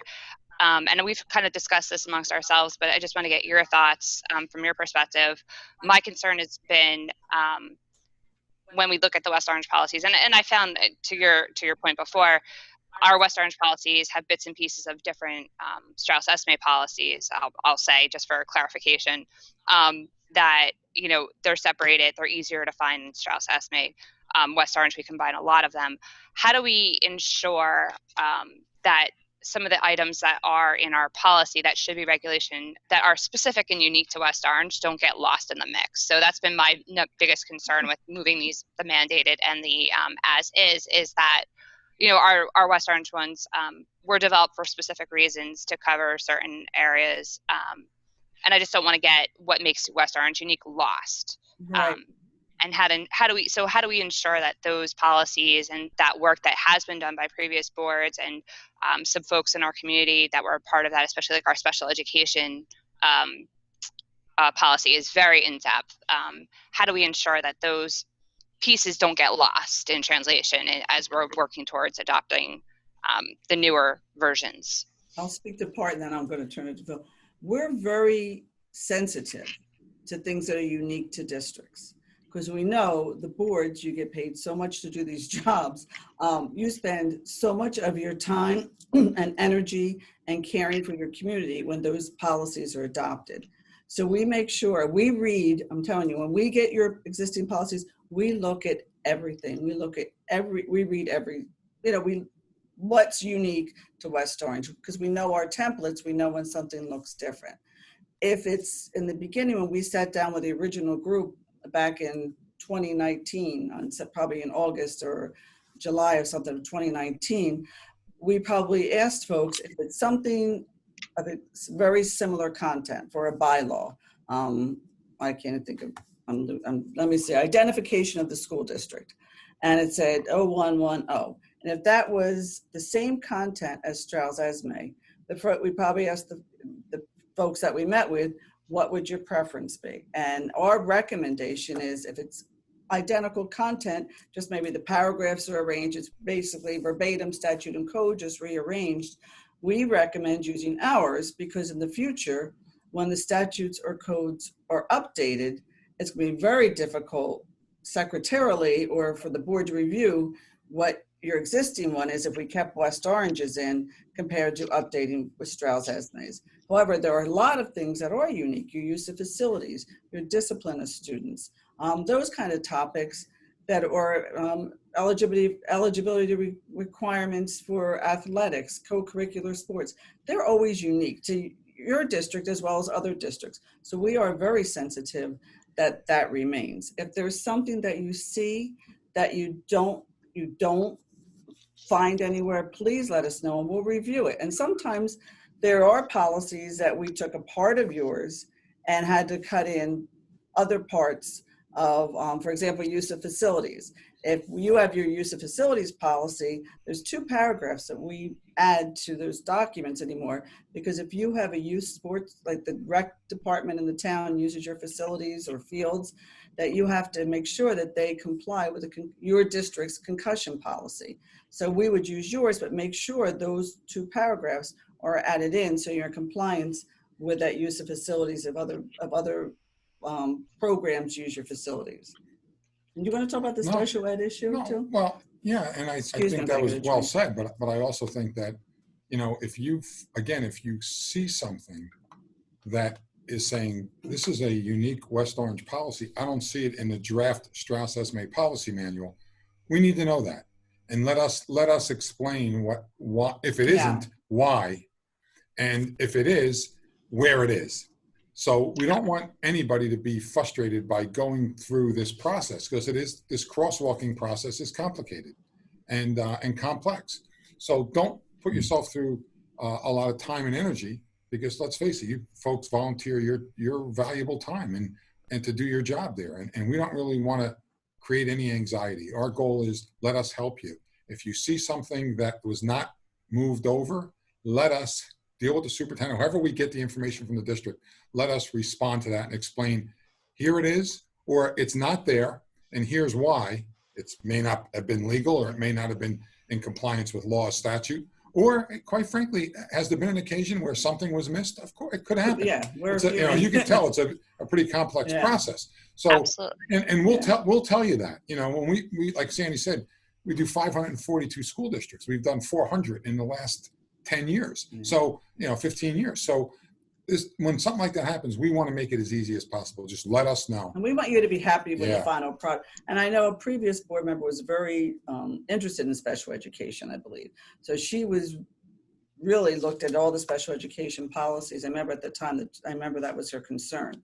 So we went over those specifically, but there's something you see in yours that we don't have. And again, I know not to use the previous, our predecessors in the district, they have a different layout for their special ed policies. That's all their information is in the policy.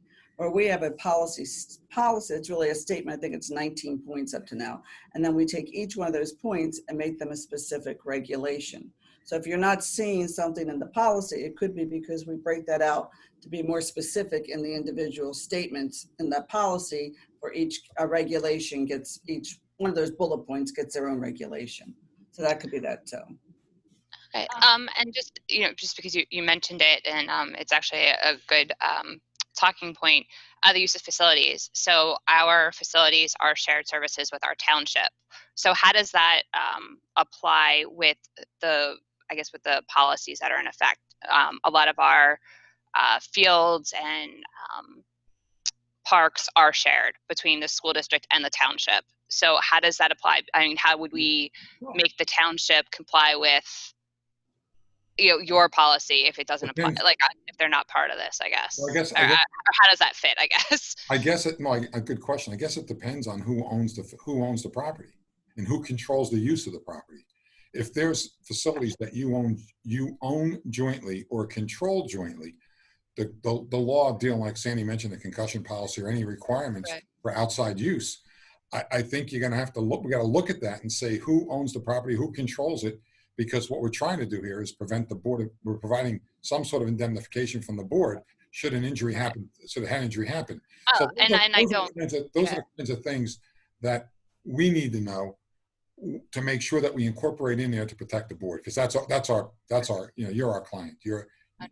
We care most about the Board of Education, so we want to make sure that you're covered. So if there's a unique situation when it comes to using facilities, but it's not unusual. I want to say it's not unusual for a board to own the property and for the town to use it, or for the town to own the property and for the board to use it. So we would need to know some more details about that, and if that was incorporated in your old policy and not in your new one, that's something that we need to see. But remember one thing, it would have been clear in the existing policy for us to understand the arrangement. If it was vague or if it was just a handshake, that's, we're not able to get from those situations what we need. Yeah, and that was just an example. I think there's some other services in town that are shared between the school district and the township. And certainly if there were any type of compliance things, like you mentioned, the concussion, that would be certainly something that everyone would comply with, regardless, just for health and safety reasons. Right. But I just want to understand, how does that work when you jointly own something or jointly use facilities, are paid for by both parties? We need to see the details of that, and we'll work something. Not a problem.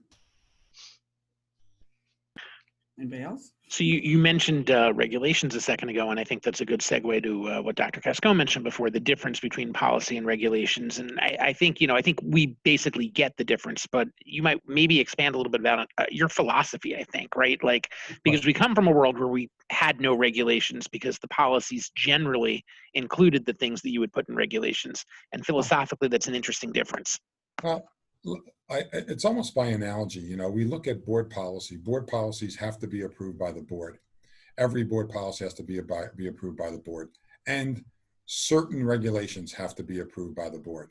By analogy, I look at the statutes. The 18A statutes are general in nature, and it's the administrative code that's general in nature, approved by the legislature, signed by the governor.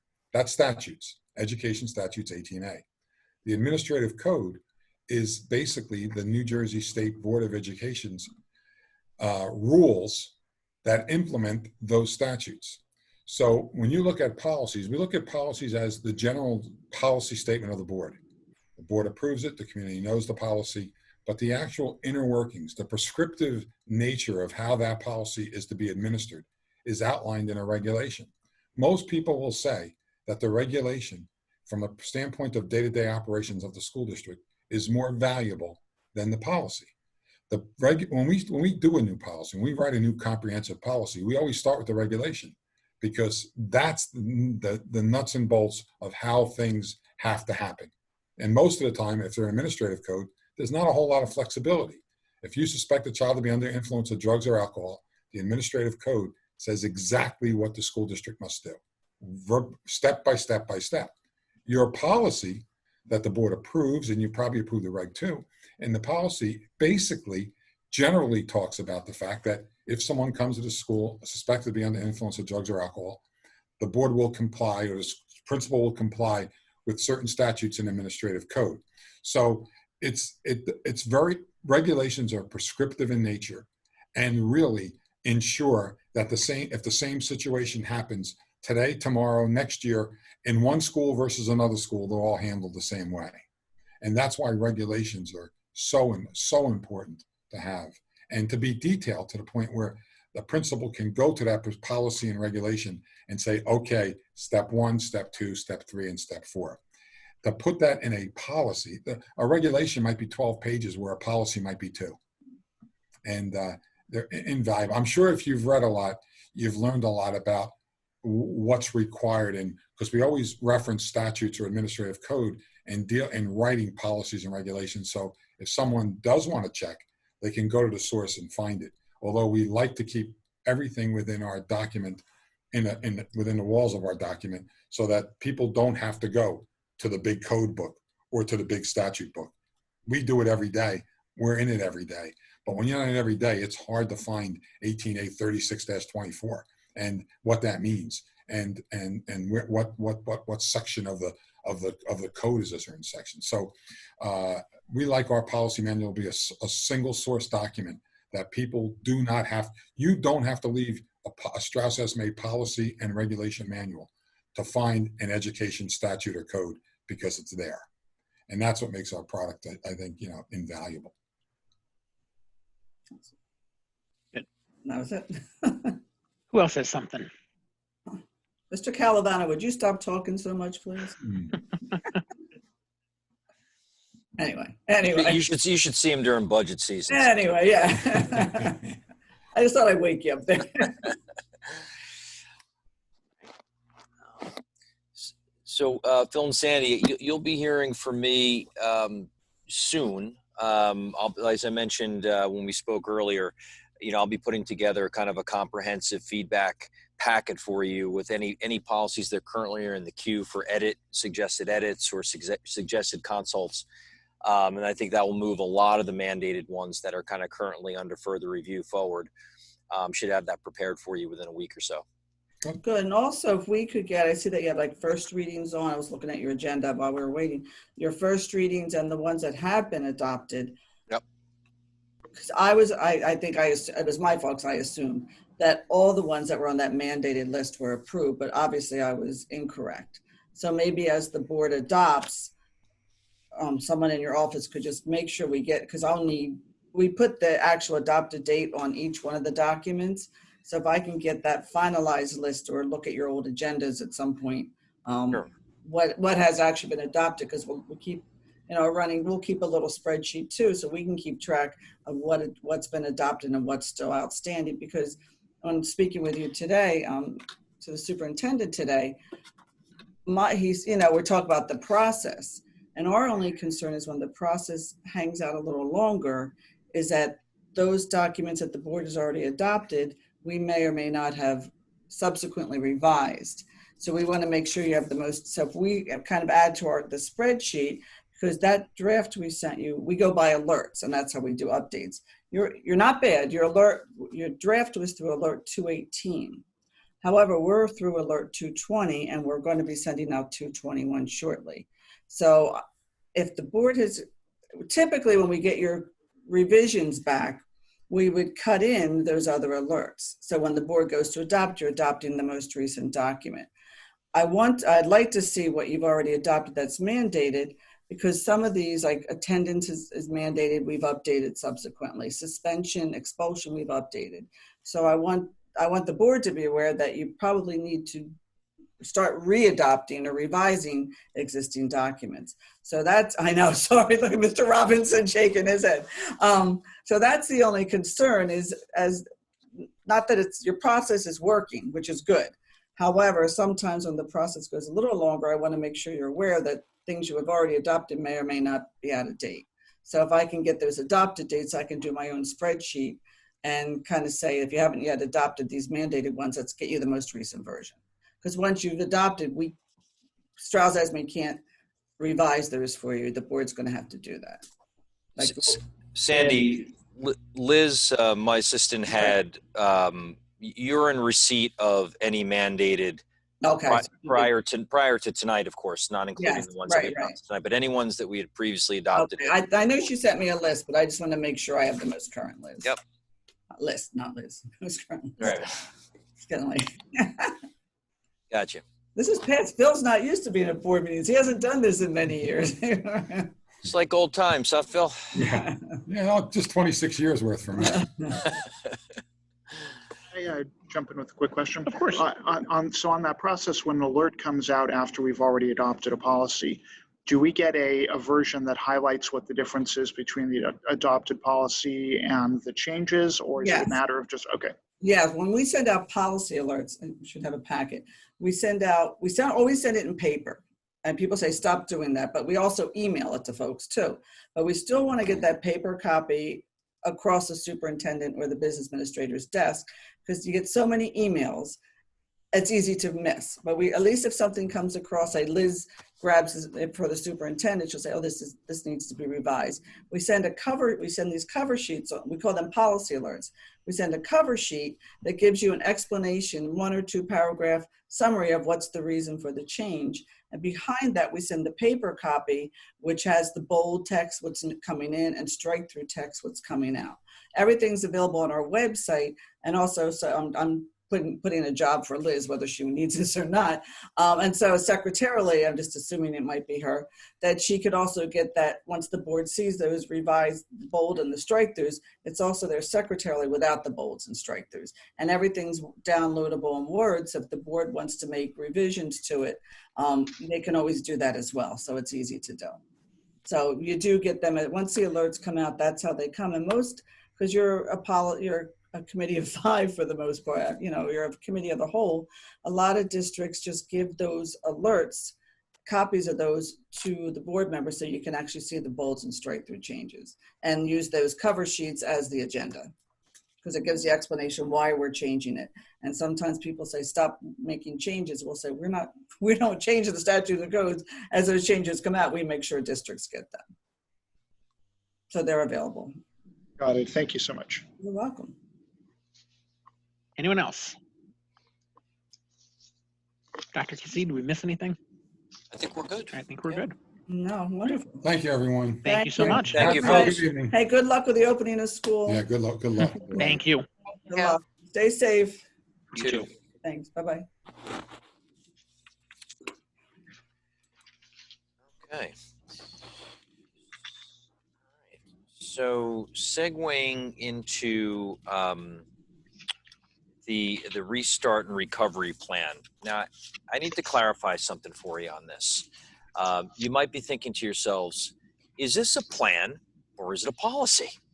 And the answer is it is in fact a policy, and it's policy 1648.01.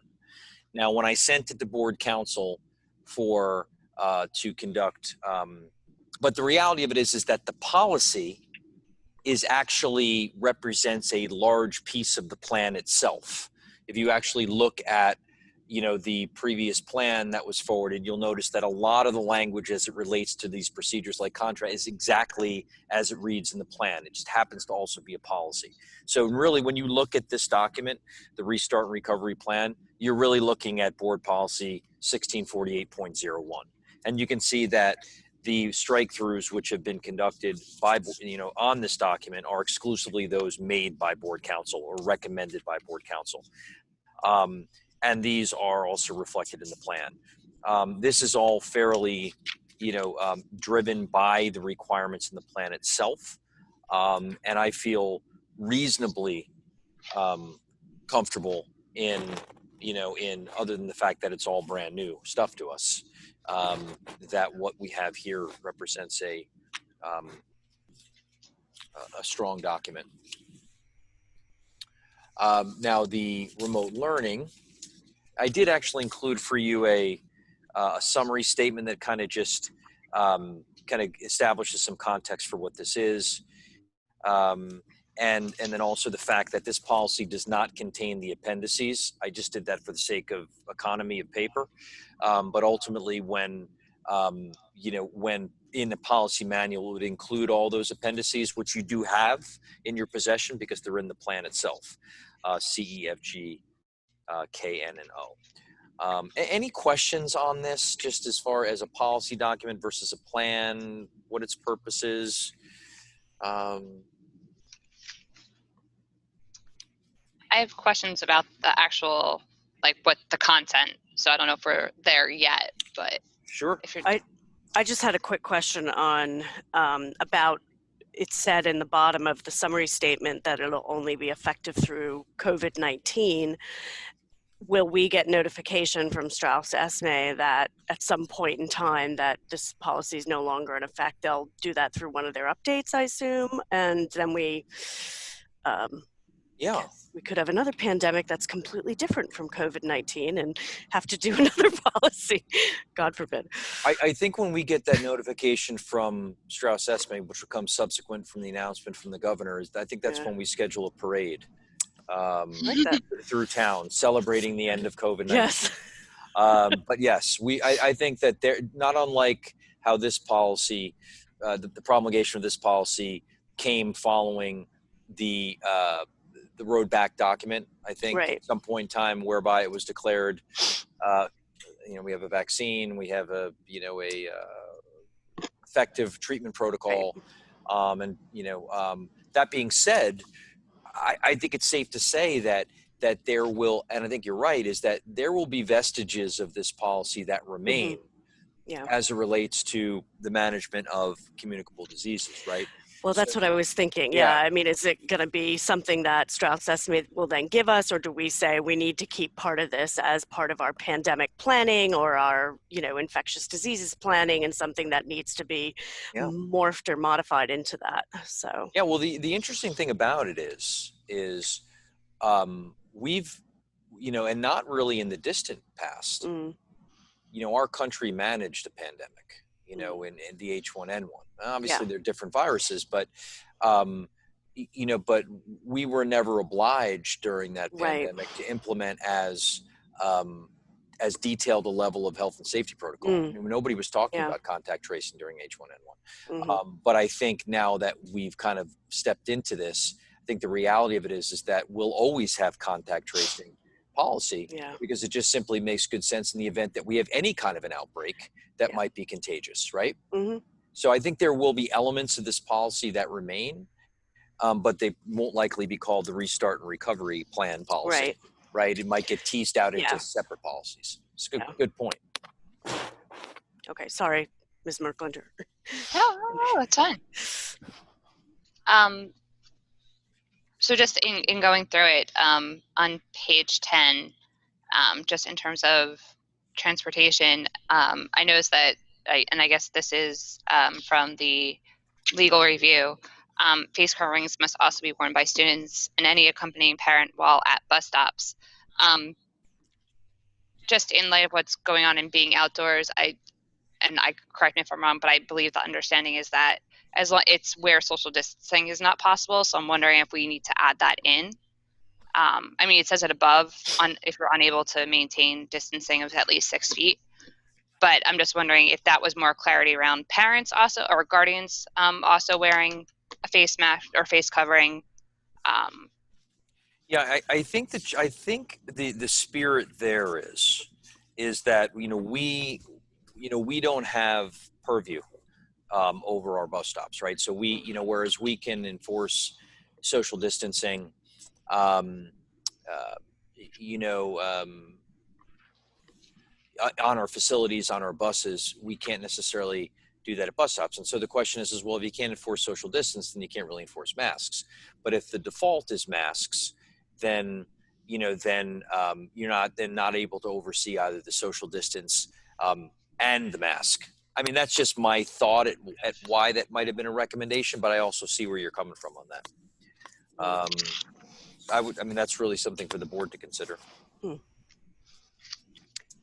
Can I add to what Ms. Merklinger said on that similar point about the buses? Is that it says this, a face covering must be worn by all students who are able to do so upon entering the bus, but it does not say anything about the bus drivers or any potential aids that we might have on the bus for some of our special needs students. So I'd like to see that included, because I would assume if the bus drivers are hired by us or contracted by us, that they should fall under the policy for wearing masks. I think it does address our special needs students on the next page on 11. Okay. Yeah, accommodations for students who are unable to wear masks. But I think the idea of having that apply to the employees sort of makes common sense and should be in there. Thoughts of the board? Yeah, that makes, I would agree with that. And I would just go back to Mrs. Merklinger's. I'm going to add that about staff members. Okay. I would just put the point, Mrs. Merklinger's feedback on the when social distancing is not feasible, for board conversation on that point. Mm-hmm. What are your thoughts on adding that language?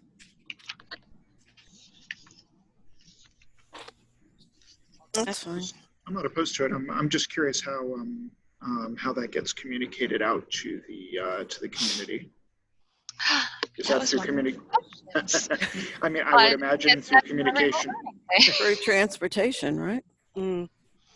Yeah, I think that we have a whole host of communications that are going to be going out in the next couple of weeks as it relates to all these protocols, and this would include them.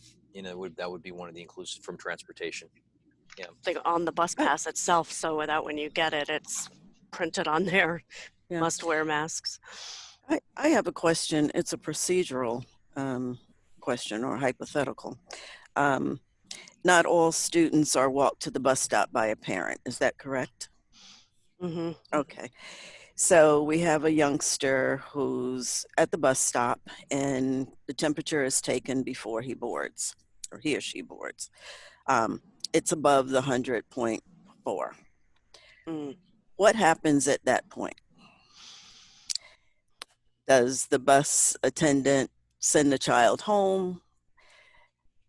What happens? I just wonder in that scenario where the bus attendant's attention is clearly with the students, but then there's this one child who's by himself or herself who's now been deemed to be sick, ill.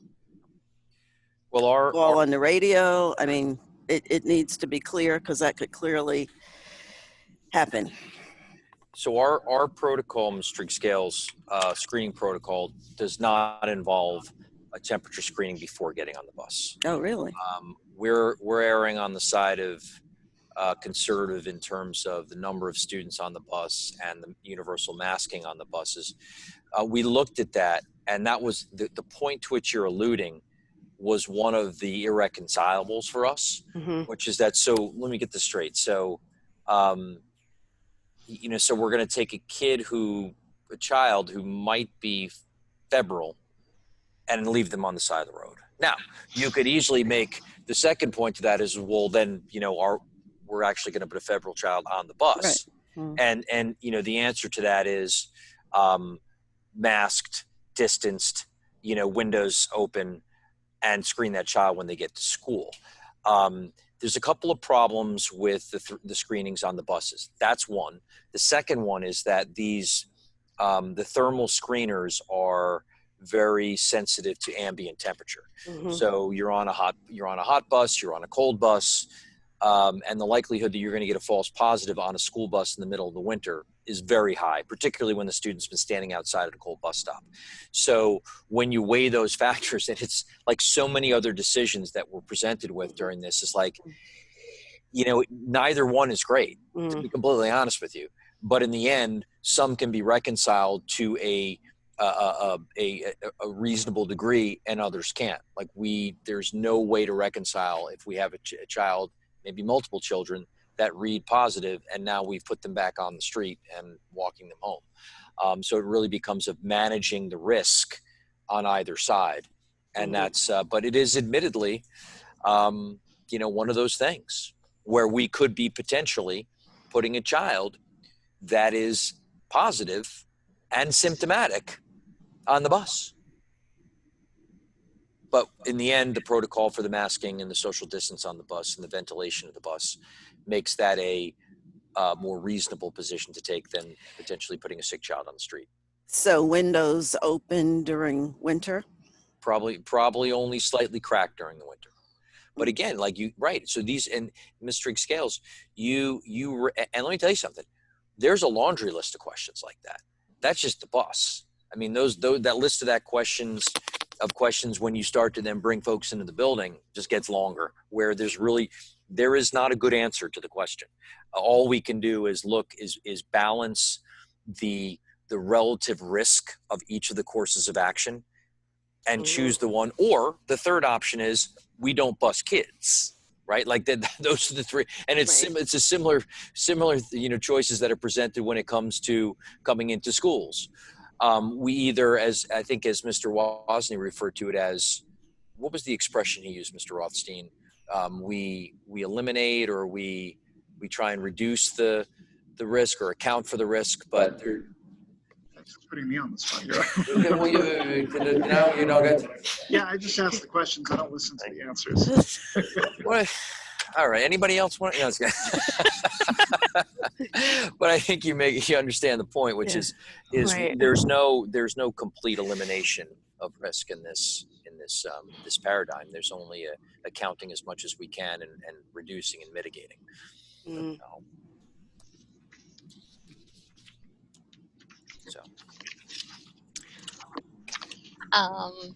So the next question I had was on page 36, item 7. It only, and I went through this whole document, but I only see references to athletics, which does mention about the NJSIAA rules, but it doesn't have anything in regards to extracurriculars, marching band, color guard. So just thinking about what we offer here in West Orange, I'm wondering if we need to be inclusive of all of our extracurricular, co-curricular activities, not just athletics. Yeah, and I think it's a good point. I think if I could suggest the reasoning behind that is that none of our other extracurricular activities involve the encroachment within that 6-foot social distance. Right now, when it comes to marching band, we do have the premise of the aerosolizing of particles, right, through instruments. Just as a interesting sidebar to that, we are in the process of looking into these bell covers, which actually go over the end of the instrument and actually are essentially like a HEPA filter for the instrument. It's Merv 17 rated, Miss Tonicliffe. No, it's and so listen, I hope you don't mind. We have to try and make light at times, at these times, to keep smiling. But as far as the extracurriculars go, now I do believe, and Ms. Merklinger, you had asked me this question, I believe last week, and from what I understand, there are going to be no in-person band competitions. Now they are doing some virtual things where they're going to kind of, looking at videotaping and doing video judging. But in terms of bringing marching bands together, from what I understand, although I haven't heard a declaration, that's not happening. As far as our extracurricular activities, you'll notice, and then I'll cease in a moment, at the August 31st board meeting, you will see the other extracurricular activity stipend approved. Now those lists have been filtered, and any activity that cannot be conducted in a safe social distance have been removed from that. Example, sorry to the Ultimate Frisbee Club, folks, and anyone who's in that club, we can't approve the Ultimate Frisbee Club. But any other clubs that we can operate, from safe social distance, Mm. we're going to do. So I guess in a long and roundabout way, Mrs. Merklinger, I think as it relates to extracurricular activities, not banned, I think all of the protocols that we have in place for classroom instruction would apply to those. But adding band, not necessarily a bad idea. But again, I would present that to the board and see what your thoughts were on that. I'm wondering if it's because they're talking about the jurisdiction of NJSIAA and everything else that we do doesn't have an outside organization that we have to follow a separate set of compliance for that, and that's maybe why they listed this and not some of the other things. That was my only thought with that. That's true, because, and I think that's part of the reason why the, while there's a state band directors, for whatever reason, it hasn't been, they haven't been kind of as synced up with the governor, and exactly sure why. And even I don't recall the governor actually making that declaration about band. I mean, until Ms. Merklinger mentioned it to me, I checked with a couple of superintendents, and they said, "Oh yeah, my band director mentioned something to me about that." I had to follow up with our director of visual and performing arts, Mr. Quagliato, to confirm that, and then he had to confirm it with Mr. Kelly that was in fact true. So there isn't the same level of kind of synchronicity between the State Band Directors Association and the governor's office, and there isn't a governing body, if you will. Yeah. Right. So I think that's part of it.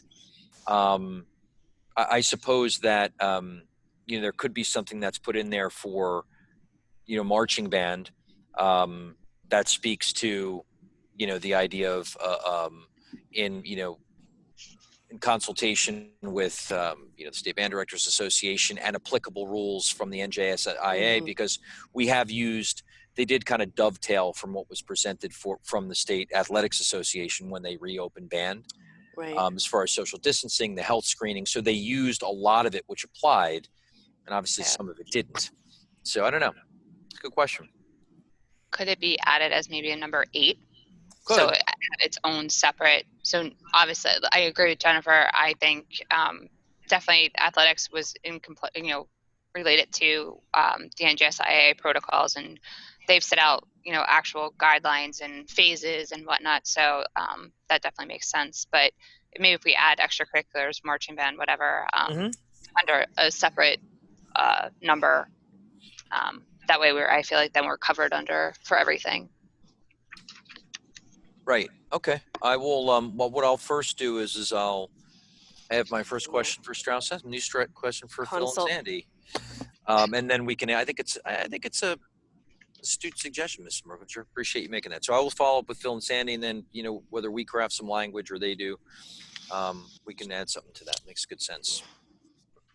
And then on page 37, this is more probably for Mr. Calavano, just about the school funding, just for our own knowledge, if we've started to do any of these items in terms of what we're able to, and I think you kind of spoke to this before, in terms of the HVAC fixes, but in under B, I'm just wondering if there's an impact to West Orange about the budget having, or what we're expecting to see just with the finalization, and it looks like there's some change, some wording about fiscal year for 21. It depends on 1A, because we have to first submit all our expenses to FEMA, and hopefully we'll get the 75% back from FEMA, and it will be sitting in a good, we'll be in a good position. But if they start declining certain items, and if they're not covered out of the CARES Act, then we're going to have to go into the budget. So we're in a process right now of putting all that together for FEMA.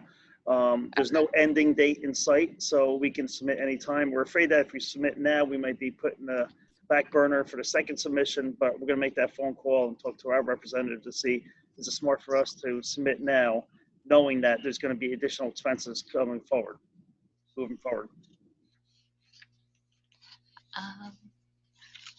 And then the only other question I had was the remote learning options, the policy alert 221.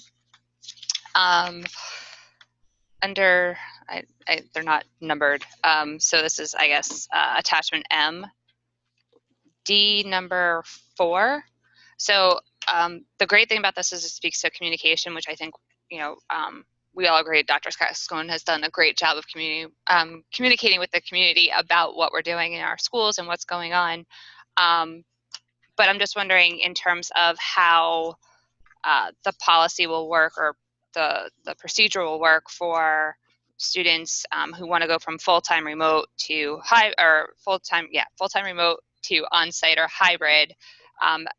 It looks like there's a lot of timing here that's indicated. So it's 30 days from written approval, 1 marking period. So I'm just wondering if we've thought about how these items will get communicated to the district once obviously we were back in school and we're working through moving towards the hybrid model and coming back on site.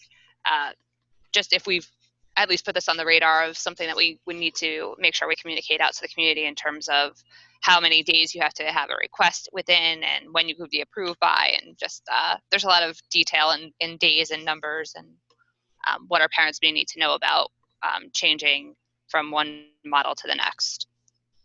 Yeah, it's a great point. You're making a lot of great points tonight, Mrs. Merklinger.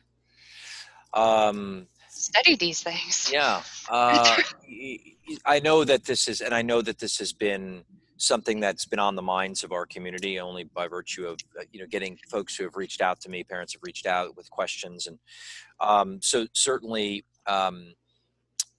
getting and clarifying that. I think the best way to do that, and of course I'm happy to respond to emails and questions.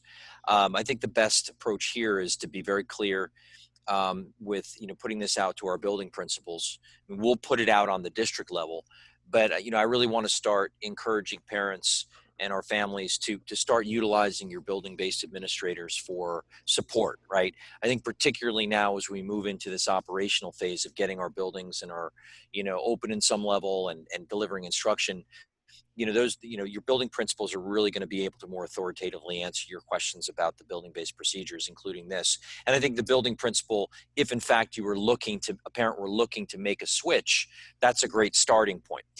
And let me just say something about the timelines.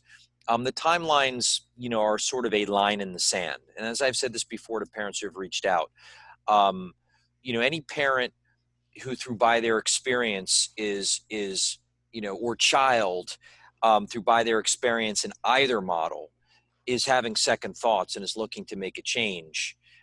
It's not our intention to try and hold that up.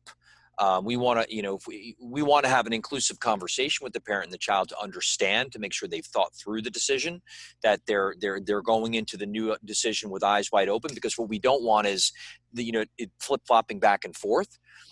But once I think we collectively recognize, like, hey, this is a decision that is in everyone's best interest, just giving us the necessary runway to be able to do it in an effective and efficient, safe way. But at the end of the day, the will of the students, the will of the children, the will of the parents will be implemented in the time that's necessary to do it right. Because I think parents understand that with a district of our size, if that flexing and flowing back and forth is happening regularly and pretty much fluidly in rolling manner, it becomes very difficult for our building leaders to manage that in effective and sufficient way. So, but yes, Mrs. Merklinger, duly noted. It needs to be clearly communicated out to parents. And I think once we have, I think there's a tangent here to the way we open this meeting with the architect's presentation, which is, obviously we're going to, there needs to be a little bit more administrative conversation in the next 24 hours about that. There needs to be a presentation of a recommended approach to the board. I think at that point, once we've decided on the approach we're going to take, that'll give us that timeline, and whether it's November 9th, and hopefully it is, or after. And then I think that gives us some perspective on when we need to be really clear about communicating on the transfer in and out of the virtual versus the hybrid.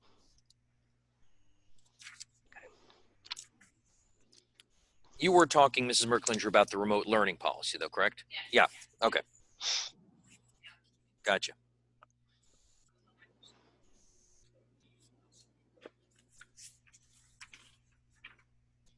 And just so the board knows, I'm going to put both of these through another very close read with senior cabinet. to make sure that we're not missing anything either. Let's see here. Oh, well, actually, wow, the 31st is coming up quick, huh? I mean, that's next Monday. So we have to turn the edits around quickly and get it back to you. Yeah. Just a high-level question on the restart and recovery plan. The edits that I see in the document here, the strike-throughs and the additions, who did those come from? Those came from board council. Okay. Oh, okay. Okay. Yeah, because there was, I mean, in some places, I think an interesting perspective of what was struck through and what was added without any clarification on it. So the original document comes from Strauss Esme based on code, correct? That's correct. Okay, and then board council. Well, I shouldn't say code. It comes, Mr. Rothstein, it comes from the roadmap manual, which is not necessarily codified. Got it. Okay. But from the Department of Education, so Correct. Sort of in the same ballpark, if not Correct. officially formally. Correct. Okay. All right. Mr. Rothstein, would you put yourself on mute so it's not echoing? Got it. Okay. Please, I would be interested if there were certain strike-throughs. Just remember, you know, board council's recommendations are not necessarily gospel, right? They represent a legal perspective, but and in some cases that's an absolute necessity, and sometimes it's just an opinion. So and you know, so don't discount your non-lawyer's lens that you might be seeing something that's worthy of noting. So if there's something specific that jumped out at you, please, you know, feel free to bring that up. There were a few places. Thank you very much for that. I'm gonna put myself on mute now. I think just working backwards from the end of the document, because that's how I flip through this, you know, multiple page document. On page 34. Yeah, item number 4 that's been crossed out, I think is you know, certainly controversial. I can understand why there's a question about that. I would say really the first thing that struck me is, where did that strikeout come from? What was the perspective that led to it? I think it's the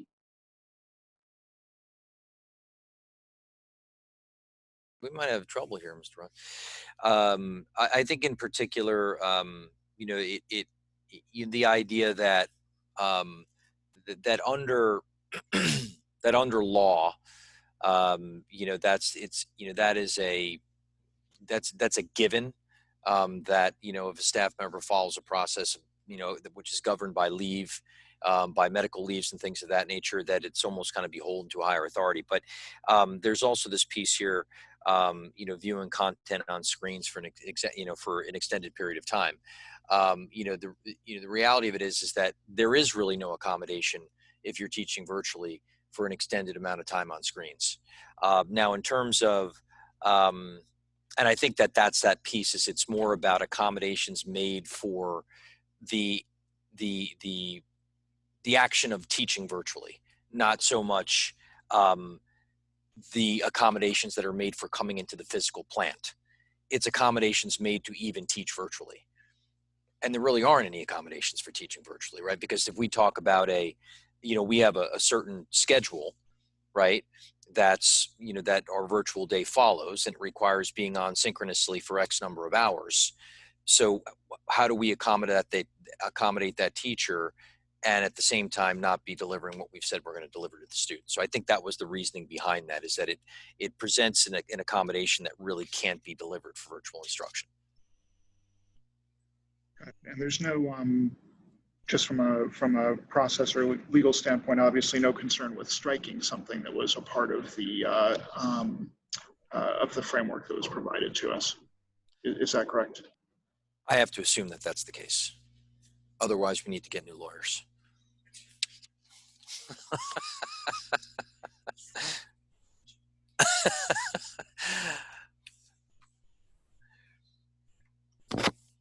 I don't really have any specific questions other than that. You know, it was really just looking for that perspective on where that came from.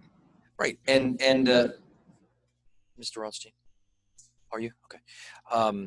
If there's, listen, we have time, not a lot, but if there were other things that jumped out at you, please feel free to forward those to me. I should note that the, this policy will need to be largely complete. I mean, I suppose we can get it on the addendum for Monday, and I'm thinking that might be what we'll need to do, because we're probably going to need as much runway as possible between now and the meeting to get the edits in, get it cleaned up, get it back to Strauss Esme and back to us. We may want to refer back to legal counsel on some of these points. So, but if you have anything additional now or in the next 48 hours or so, forward that to me for consideration. Question, Dr. C. Mm-hmm. I know that Strauss Esme provided the template. Yeah. But this is our plan. Is that correct? Or is everybody's plan the same whom they service? So there are, this piece of the plan is a very small piece of the plan. Where things may differ are in the appendices. Some districts' procedures may vary differently. So, for example, you might have a small district, you might have a small district with relatively few students that has decided that they're going to do daily health questionnaires for students because they're managing 200. It's a small K-5 district, and they're managing 250 students, where we're managing 7,000. And to try and keep track of that data and route it on a daily basis has been deemed really time prohibitive. So so there's nuances that may differ in the appendices, but the bottom line is that the lion's share of this largely will remain the same from district to district. Of course, the degree to which a district has their board council review it, what one board council's view might be versus another, could be up to interpretation. But the lion's share of what you're seeing here is consistent from district to district and will be dropped into the plan as such. Okay, thank you. Mm-hmm.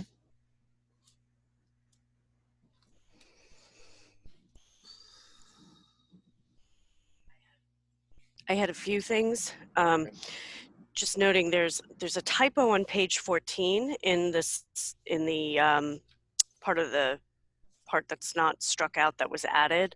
It says if the visitor is not wearing, so it says, I guess it would be if the visitor is not wearing. Yep. And then on plan 15, on page 15, it talks about contact tracing. And do we have a plan if folks are not cooperative with contact tracing efforts within our, as we're moving forward with this? And I'm thinking, I'm listening to Governor Murphy's press conferences, and he's talking about people who are not complying with that. Part of it may be part of a communication piece, but then what do we do if we hit a roadblock and people are not being responsive and complying with those who are trying to contact trace? I just wanted to put that on the radar so we can think about it and develop a plan if needed. Yeah. So I think for our purposes, it's well, certainly, certainly, I'm going to say certainly when it comes to elementary schools, the process of contact tracing is far more simplistic than it is on the secondary levels when you're going to have students moving in the hallways. But from what I understand is that it's any individual with whom you've shared a confined space for longer than 10 minutes, regardless if you're both masked, right? So that would be anyone who you were in a classroom with, right? Right. So, so on our end, we know that anyone that was in that class with that student, on our end, we're going to notify discreetly, immediately, right, the students, the parents of the students or guardians who were in that class, right? In terms of the refusal piece, and then we're going to talk to the Department of Health, and we're going to ask them, what is your recommendation for quarantining of those people who were in the same class with that? As far as let's say the teacher was positive, like who else that teacher was in contact with other than people within our educational community. In reality, if they chose to refuse to cooperate, it would be with their own local Department of Health, and that would sort of be the Department of Health's problem. I think for our purposes, resistance is not really much of an issue. Okay. And by virtue of the fact that we have sort of a controlled environment, and we also know that the parameters are longer than 10 minutes in a confined space. So we would pretty much know who we needed to contact with and on whom we would need counsel from the Department of Health to determine what additional restrictions they might have to be put under. Okay, so it's more of a pushing out rather than gathering in. Okay, that's right. Great. Yep. That's right. Yep. Okay, and and I would just say on page 16 about sanitizing the bathrooms, it says, you know, I think once a day, and I would say that's probably what's being done now. It says daily or between use. I would err on the side of between use as much as possible if just given some of the comments I've heard about. How about an and/or? Yeah. Would that do the job? Sure. I mean, I think at the end of the day, this one is, you know, it's all about, you know, it's all about logistic feasibility, isn't it? Right. I mean, when you think about, and I have to tell you, you know, this is one where we're, you know, and I think this is where I think it's going to be helpful to have a staggered kind of phased in approach, because we're going to get to evaluate the feasibility of that without jumping right to having hundreds of kids in our buildings. And we may have to take a hard look at the fact, do we need to in fact have to hire additional custodians? Now, one would hypothesize that the answer is yes, but we can't really afford to be making decisions based upon hypotheses. And we can't afford to be testing hypotheses with, you know, several hundred kids in the building. So I think it's yet another reason why we now, with some kids and teachers in the building, we can really test that and say, is it possible? How many times can a single custodian realistically get to the bathrooms on a given day? We have the mid shift that comes in, of course, and understand, like, you know, this is the most we'd be able to clean a bathroom with one staff member, one custodian, and we need to do better than that. So we're going to have to hire or what have you. So it gives us that time to figure it out. Okay, great. And then, so on page 18, section J, number 2, where it says the Board of Ed requires any external community organizations that use school district facilities to follow district guidance on health and safety protocols. Are we currently giving that to the organizations that are coming and using the fields and various things like that? And I assume that'll continue to be being done.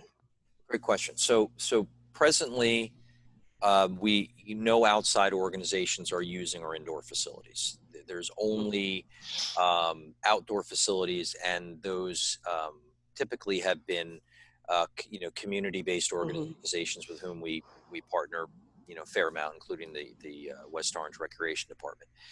Moving into the school year, it is not our intention to really issue permits to any organization other than we are having conversations and consideration for the West Orange Recreation Department. But of course, that'll all be dependent upon the external regulations and whether or not they're able to actually move forward those things. In answer to your question, and since this started and since we reopened our facilities, outdoor facilities, every requester of a permit is required to submit a COVID-19 plan. Basically a set of procedures that they intend to follow. Of course, it's not our purview to enforce that. The request of those documents really become a mechanism by which the district is confirming the fact that that organization has gone on record as saying that they're going to do that. That organization does not do that. The onus is on that organization, not on the board. It's not our job to police organizations that are not under the jurisdiction of the board. But yes, that is requested of all. All right. Because I sort of read that differently, that it was our responsibility for people who were coming on our property to ensure that they were following those guidelines. So that's how I read it. And I could be incorrect, of course, but that's, yeah. that was my interpretation. Well, so let's play that one out for a second. So if that were the case, then that would in essence mean that the board would have to have some sort of a board employee, an employee of the board that would need to be on site for all of these functions, and whose responsibility was primarily to ensure that these organizations were complying with this. Now, I don't read the spirit of that, but it's not my place to interpret that solely. I mean, I would ask the board to their consideration on that. I would say if that's the case, then I think we need to reconsider whether we do that, because that would be yet another expense. And if we're talking about doing that for our the recreational department, we have kind of a shared services agreement with them. So. Yeah. I mean, I just felt like, and I guess, the fact that the board attorneys did not strike that, but to me, it said that we had some sort of responsibility in that. And that was my concern, is that, can we strike that altogether? If that's, how people, that's how I read it. I don't know. It's funny because I read that differently. Like, to me, that's, you just want to make sure that anybody who's using your facilities is wearing masks, because you don't want them sneezing on your stuff and getting our people sick the next day. Now, I would say that if Mr. Alper, that if it comes to our attention, right, that the organization is out of compliance with the very plan that they submitted, I certainly don't think it's unreasonable for us to reach out to the organization and say, it's come to our attention that you're not adhering to the very plan you submitted to us, and ongoing lack of compliance with your own guidelines could lead to forfeiture of your permit. I think that's I think that's a good middle way, where, and certainly know that it's in this day and age, we can become aware of those things without necessarily being on site to see them. Right. Exactly. Right. All right. Can I just jump in on that? I think that I think the way this is meant is more to say that the board has a protocol. And so, like Scott mentioned, that the recreation department and the different organizations in town that use the shared services, because keep in mind, our outdoor facilities are shared services and the town pays for half of them, or for half of it. So to limit the community from using it, I don't think is reasonable of us. But I think just having that, by the mere fact that we have to submit a plan, or that the organization has to submit a plan, in most cases they have a COVID waiver form. I think that's our due diligence, and I think that's where that comes in, that we're covered. I think this J2 is basically just saying that you have to have something in place. So we do have something in place. We say you have to, with your permit request, submit what your safety guidelines are. And I do agree with that. If it's found that an organization is not following, conversation should be had and the facts should be understood before just withdrawing that permit. But I think all the organizations and folks in town are aware of that, and I think everyone's trying to do their best to follow those. So I would just keep that in mind, that I don't think the intent is to hire someone in this.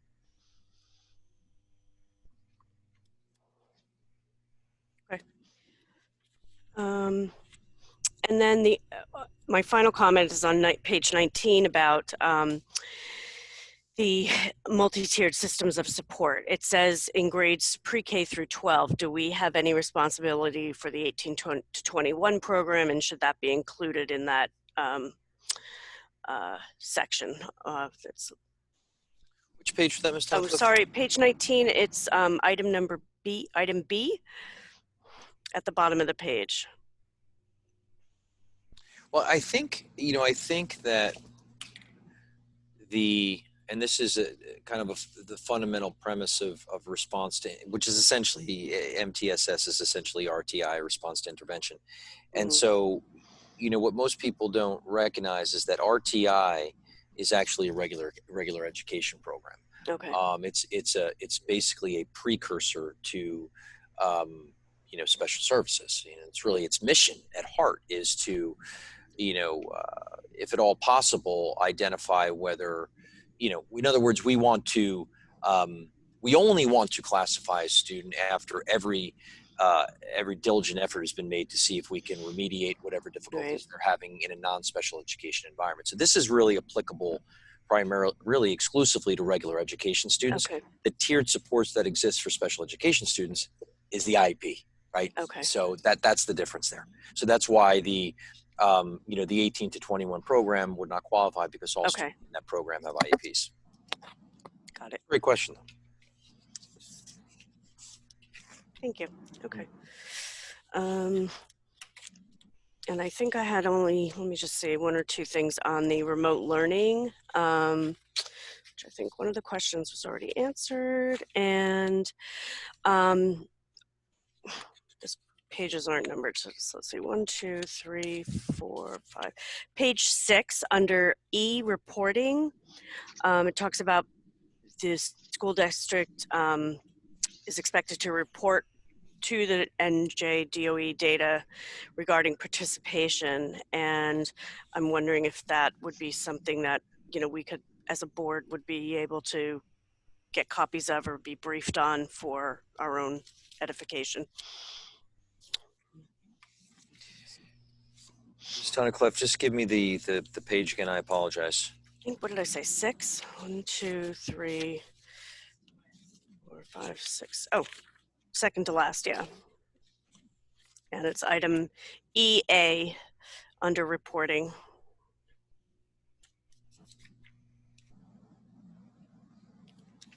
Page 6, you said. Yeah, they don't have page numbers on the remote learning. Oh, I'm sorry. This is we're on to remote learning. I'm sorry. Sorry. I apologize. No, that's okay. I was looking at the plan. Okay. Let me get here. Get to the page. EA. Okay. Yeah, absolutely. We can either, we can either build that into the policy, or we can, basically, we can just assure that, that information is forwarded to the board and to the community. Yeah. Thoughts? You want to build it into the policy, or board presentation layer, or? I don't think it has to be in the policy. I just want to make sure that we do get a board presentation on it, because I think that'll be important for our knowledge going forward. Yeah, I would think once everything shakes down, you'll fill us in on all of that, right, Dr. C? Yes, ma'am. Yeah. All right. So I'll just make a note of myself that we'll, okey-doke.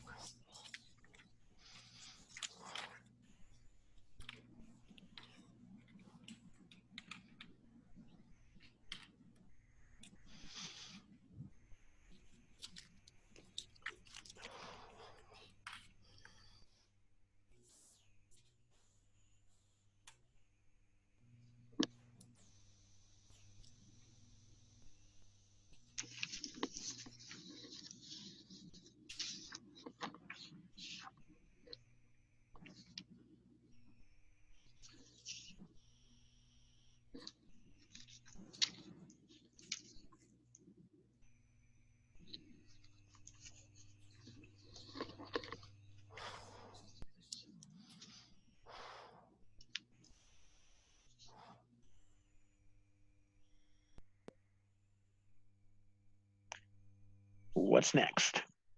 Okay, so appreciate that. We will.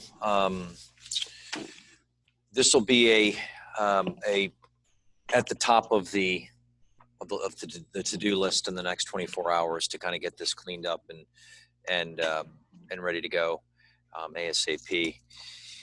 Right. So this brings us to our last official item of business tonight, which is the Non-Discrimination, Equity, and Cultural Proficiency Policy. That was perhaps the most noteworthy piece of feedback that came from board council, was their recommendation that this actually be considered a policy and not a bylaw. So but there were, as you can see, your receipt of the strike-through version, which also includes strike-throughs from the attorneys. I know that there were some more recent pieces of feedback that I received in Ms. Trigg-Scales. You had something that an omission or an edit that you wanted to have considered for reintroduction to the document. And I know there was some conversation about maybe more explicitly defining microaggressions in the policy. Beyond that, I don't recall, and I know Mrs. Merklinger had some things as well. So I would just put it back to the board. I'm all ears and to listen and make any edits. Just a quick question. Sure. Because obviously our community and folks that are joined in on the Zoom meeting, maybe just giving a little bit of background about what the difference between the bylaw versus the policy is that the board council came back with. And I'm just wondering, did we want to go one way versus the other? Did we want to look at what would make this a bylaw, what would have to be removed to make it a bylaw versus making it a policy, or were we just wanting to go with the policy way? Just some of my initial thoughts with this.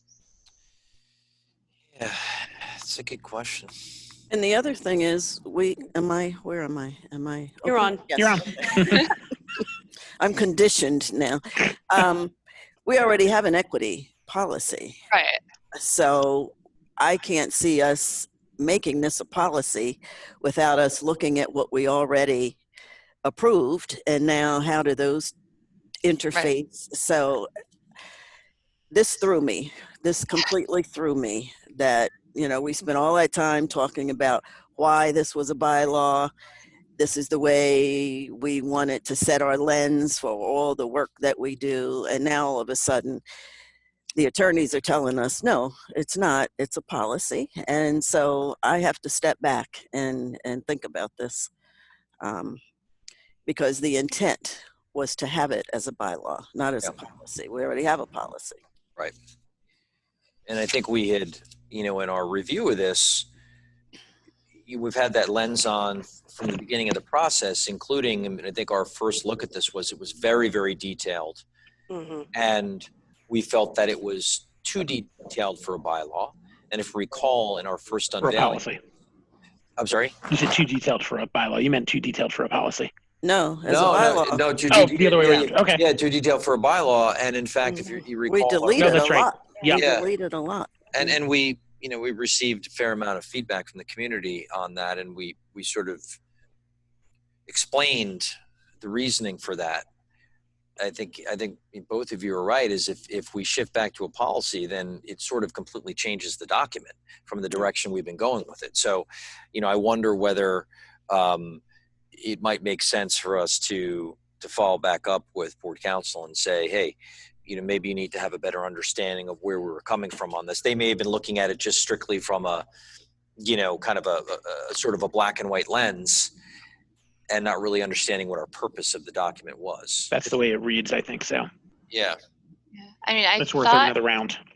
I thought I saw in the document from council that basically policy or bylaws don't include goals, things of that nature. So that's why I was asking if maybe if we were to look at or ask what were the items that we'd have to take out for it to be considered a bylaw, and then see if that changes the whole dynamic of this document. Because if it does and the intent isn't where we wanted it to be, then to Terry's point, we already have an equity policy, so we'd have to compare what needs to go. I mean, this was strictly for the Board of Ed. I think the equity policy we have was for the district, students, faculty. So I'm just curious where that all falls. If the attorneys did not understand our intent, then I can understand why they would flip this to a policy. But this wasn't our intent to have a policy. We could do that by ourselves. Yep. We didn't need the attorneys to strike all this stuff out of here. Okay. Well, so I think that's fair, and I can absolutely follow up tomorrow with our attorneys and see and try and kind of get on the same page here. But notwithstanding, and obviously that's a big piece. But I think there may be other things that we may want to discuss, some feedback and things that had come up.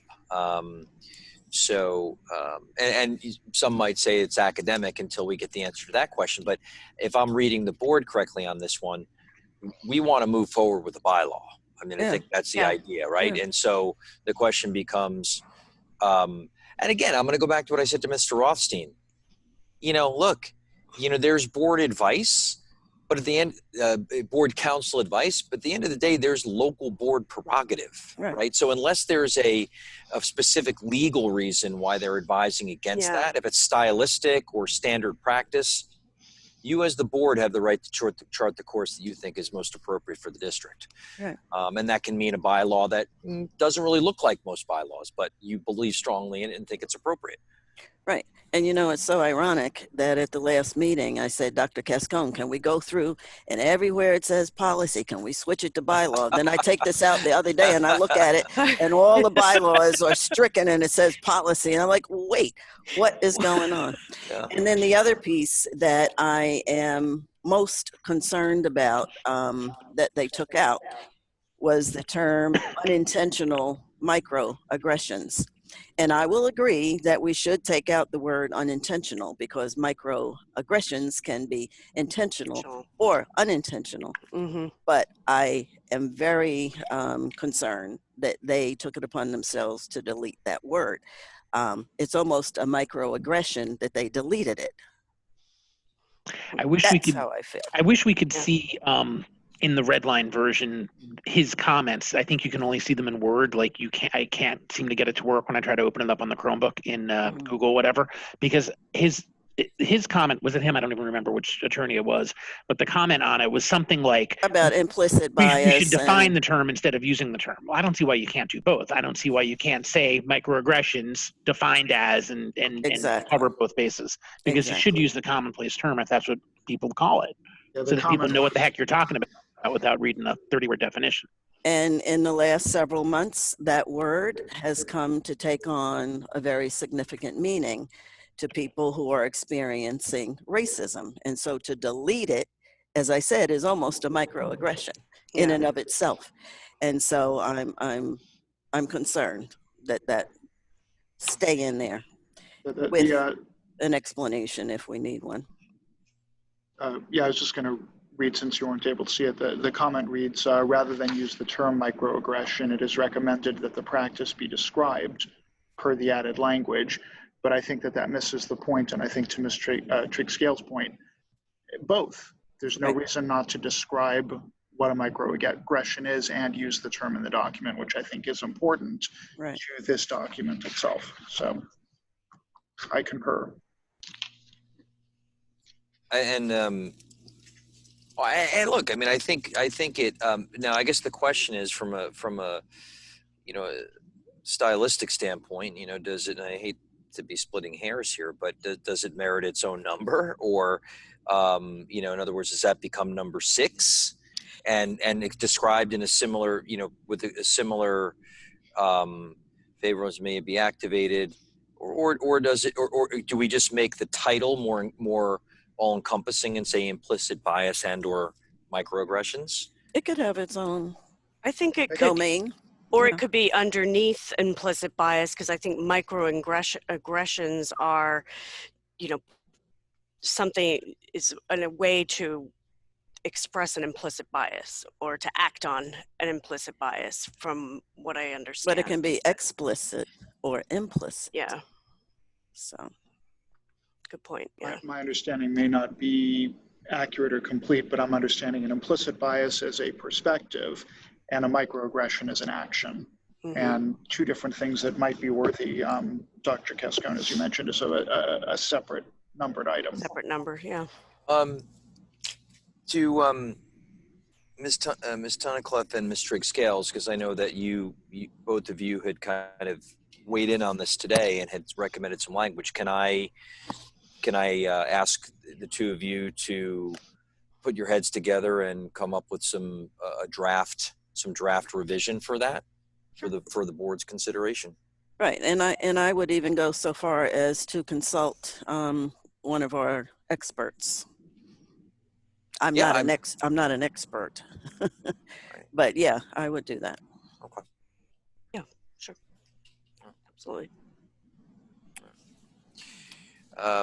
Was there, above and beyond that, was there anything else that jumped out at any of the, other than it, going from a bylaw to policy to back to, but Little besides, question marks by that on every page. besides that, which I'll resolve. Oh, I had a question about, they have did something with the numbering on page 4. Yeah, I spoke with them about that. They did that intentionally confuse us. Really? Okay. I was like, this is not, because they took out this and then Yeah, it's a real mess. yeah, and I was like, what is going on here? So are they, and I didn't see the comments either. I don't know why it didn't come up on mine. Did they make a comment, Mr. Rothstein, on number 5 that was crossed out, why they removed that? I was curious about that. Where it says WOPS will provide access to rigorous coursework and equal access. So this is related to the question of whether it's a policy or a bylaw, I believe. And there's certain language that that council, I think, believes belongs in the document if it's a policy and does not belong in the document if it's a bylaw. So that's the way I'm interpreting the comment, because there are many different strikeouts that carry the same comment with reference to that. So it's inclusion of this language is recommended. Well, here it just says in the policy adopted by the board, but further up it says, and this is in reference to on page 2 where a section was struck out, items A, 1, 2, 3, and 4 with some odd indenting. If the committee deleted this language based upon the policy bylaw distinction referenced in the memo accompanying this document, it is recommended that the language be retained in any policy adopted by the board. Right. And then there's many strikeouts that carry the same reference to that. Right, which stands to reason, because the language that we pulled out, we did so intentionally because it wasn't a policy, right? So that verifies the logic that we were using in looking at it as more of an overarching vision statement when we took those things out, that they didn't really belong in a bylaw, but rather a policy. But of course, we're not trying to write a policy. So, so I will definitely, I will call board council tomorrow and really just basically say it's the board's will to promulgate a bylaw. Is there a legal reason why we shouldn't do that? Basically, it's not prudent for some legal reason.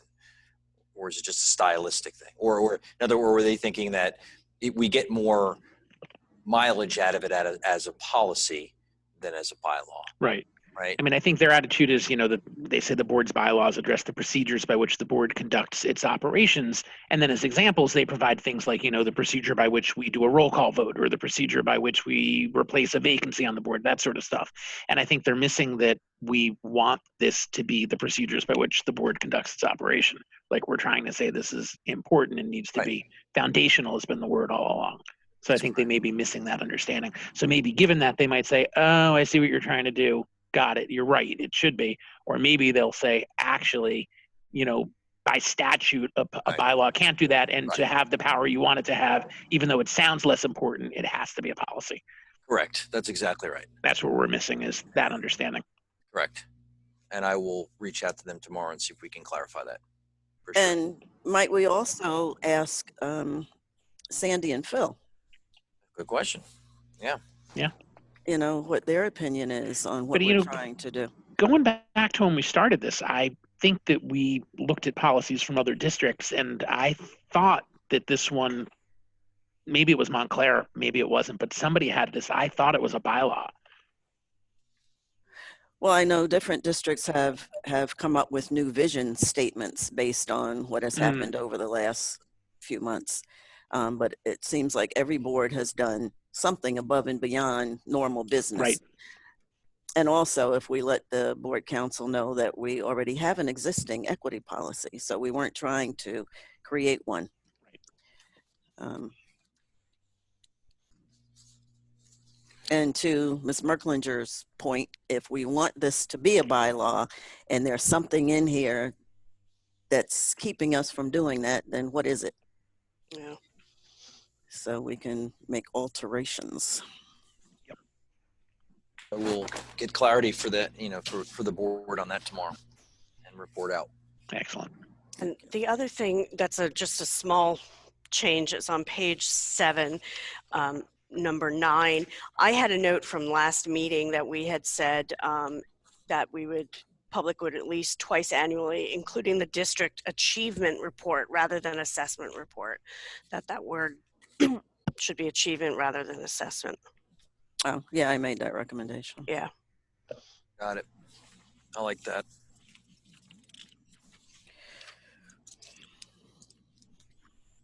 Cheryl, I think you had a couple of things still, right, on adding continue on a couple of things.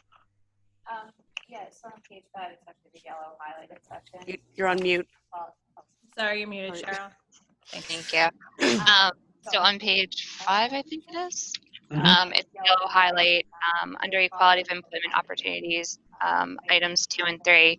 I just wanted to add in will continue. So the West Orange Public Schools will continue to take positive steps to eliminate, and then the West Orange Public Schools will continue to identify staff positions. Just a thought, because I think obviously that's what we're doing and continuing to do. So I feel like as you say it will take, it sounds like we haven't done anything. Right. Yeah, I think we've made other changes to that extent elsewhere in here earlier. Right. Want to add a similar language to number 4? Yes. Okay.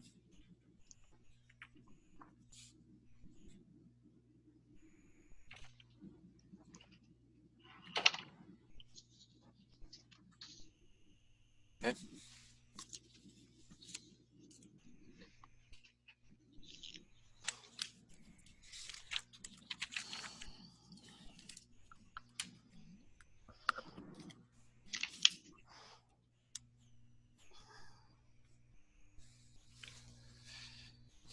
Anything else? Yeah. I think we're kind of at a standstill. Okay. Go ahead. Oh, it's a total English language geeky thing on my part. On page 2, B3, where the edit was made to change it to an individual's intent, there is a typo, but I believe that the phrase is supposed to be insidious intent. And so the typo was to have the letter V instead of the letter S. That's right. Anyone who fell in love with T.S. Eliot's love song of J. Alfred Prufrock will understand where this geekiness is coming from. Nicely played. Seeing a lot of nodding heads. No, wait, I'm not.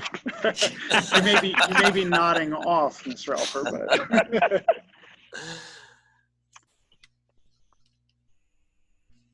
I was just going with it. I mean, I didn't want to leave you hanging there.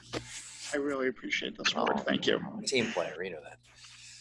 Good one.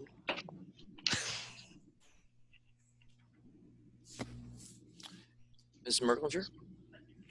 Oh, I'm sorry. You had something on the surface? I'm sorry. Yeah, because actually what caught my attention on that in the first place was really more that it's not that I'm opposed to the use of the word individual.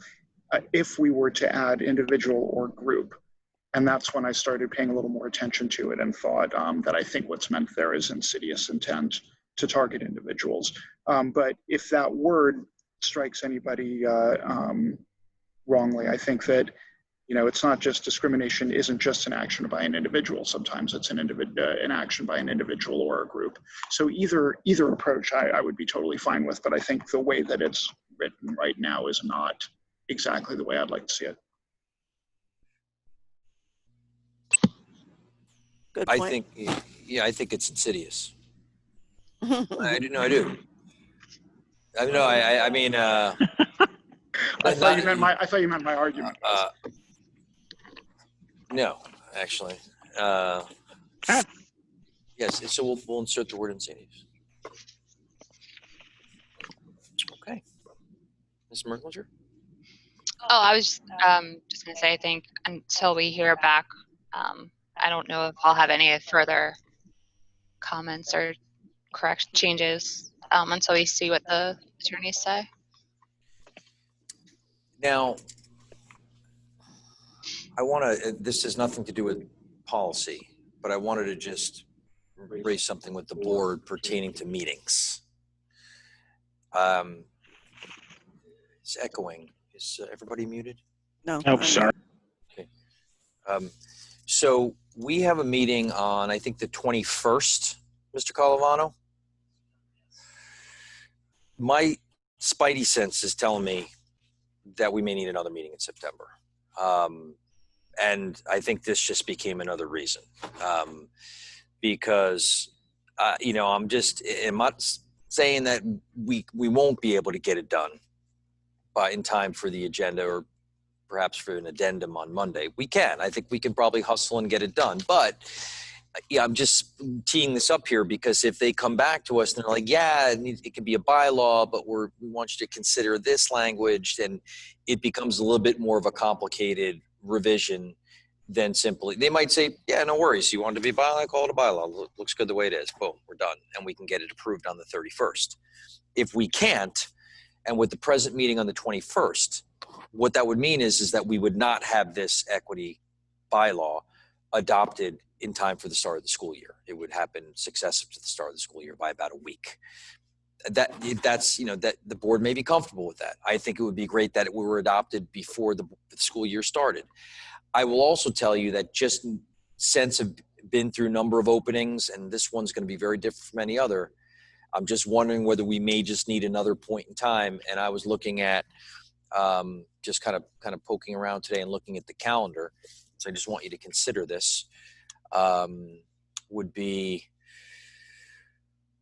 looking at, we couldn't do it on a Monday because that Monday would be Labor Day, but I was looking at Tuesday, the 8th for another public meeting because we may just need to get business done and not be able to wait until the 21st. It's the board's call. I think it might be a good idea, but it may also be a nice opportunity. Sorry, one more thing. You know, this corresponds in advance of the 14th when we start. So it becomes another good public touch point, communication point where we can update. Folks can come to the meeting. They have questions about the opening. Just something to think about. Well, we also have to approve the restart and recovery plan and the remote learning before September 14th anyway, right? Because that would be our second reading and adoption. So gives us some more runway on that, and we still have plenty of work to do on that too. So it gives us time to really work through those. Again, I can fast track it. I can get it done. I'm telling you, to probably be the addendum for Monday because I don't think it's going to be prepared for the board packet, you know, for the agenda review on Wednesday or Thursday and board packet Friday. Something to think about, you know. I think it makes a lot of sense. I know how much you all, you know, enjoy spending time with me at night, late.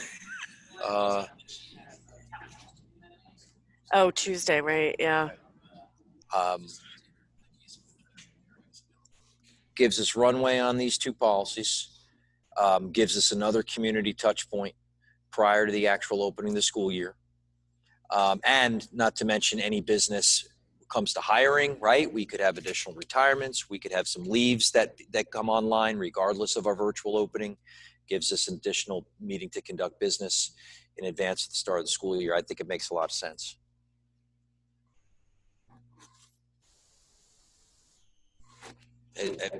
What would the board's availability be for the 8th?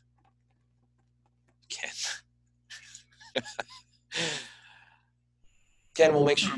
Yes, sir. Mr. Rothstein? Oh, well, could you repeat the comment about the council meeting? Are we okay with being in conflict with that? I'm fine with it.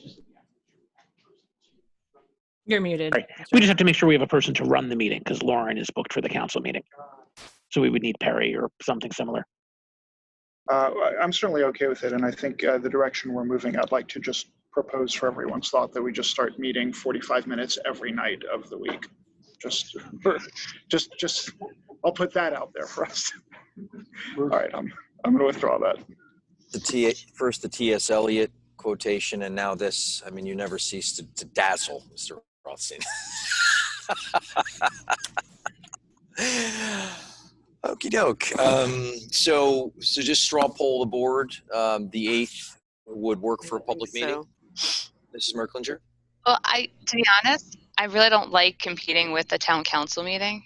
I just think from a community standpoint, I don't want to, put parents in a position where they have to choose, because I think our meetings run at the same time, to be honest. Yep. So I'd prefer if we could maybe move ours maybe to the next day, the 9th, so that we're not, and only because the town council one has already been announced and Lauren's already obviously working with that. So not to throw a wrench in things, but I would hate for parents to have to choose which one they want to dial into. It makes a lot of sense, actually. I think, I'm okay with the 9th too. I mean, as you can see, I don't have a very busy social calendar. I'm not available on the 9th. Okay. So, but I don't have to stop the show. About the 10th.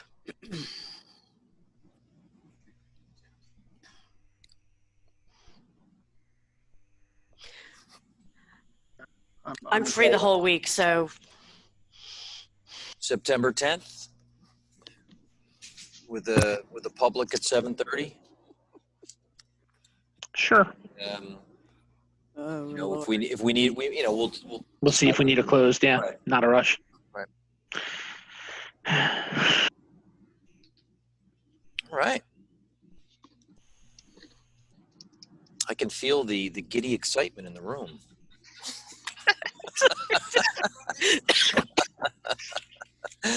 No, but I appreciate it. I think it's gonna operationally speaking, governance standpoint, I think it's a really good move. It's in my calendar. Yeah. All right. This way we can take the time we need to really get these where we want them. So I appreciate it. Yep. Okay. We have anything else on policy? All right. Our next meeting will be public session 7:30 p.m. on August 31st. That one I think is going to be right here on the internets and not at the high school. Right? We're not quite there yet to do the in-person with the 25-person limit in the room, which includes us. Hopefully soon. And with that, we are adjourned. Have a good evening. Hey, thank you. This is to announce that when I end the meeting, I'll end for both those on camera and off camera, and no other business will be conducted when the meeting ends. Thank you all and have a great night. Thank you.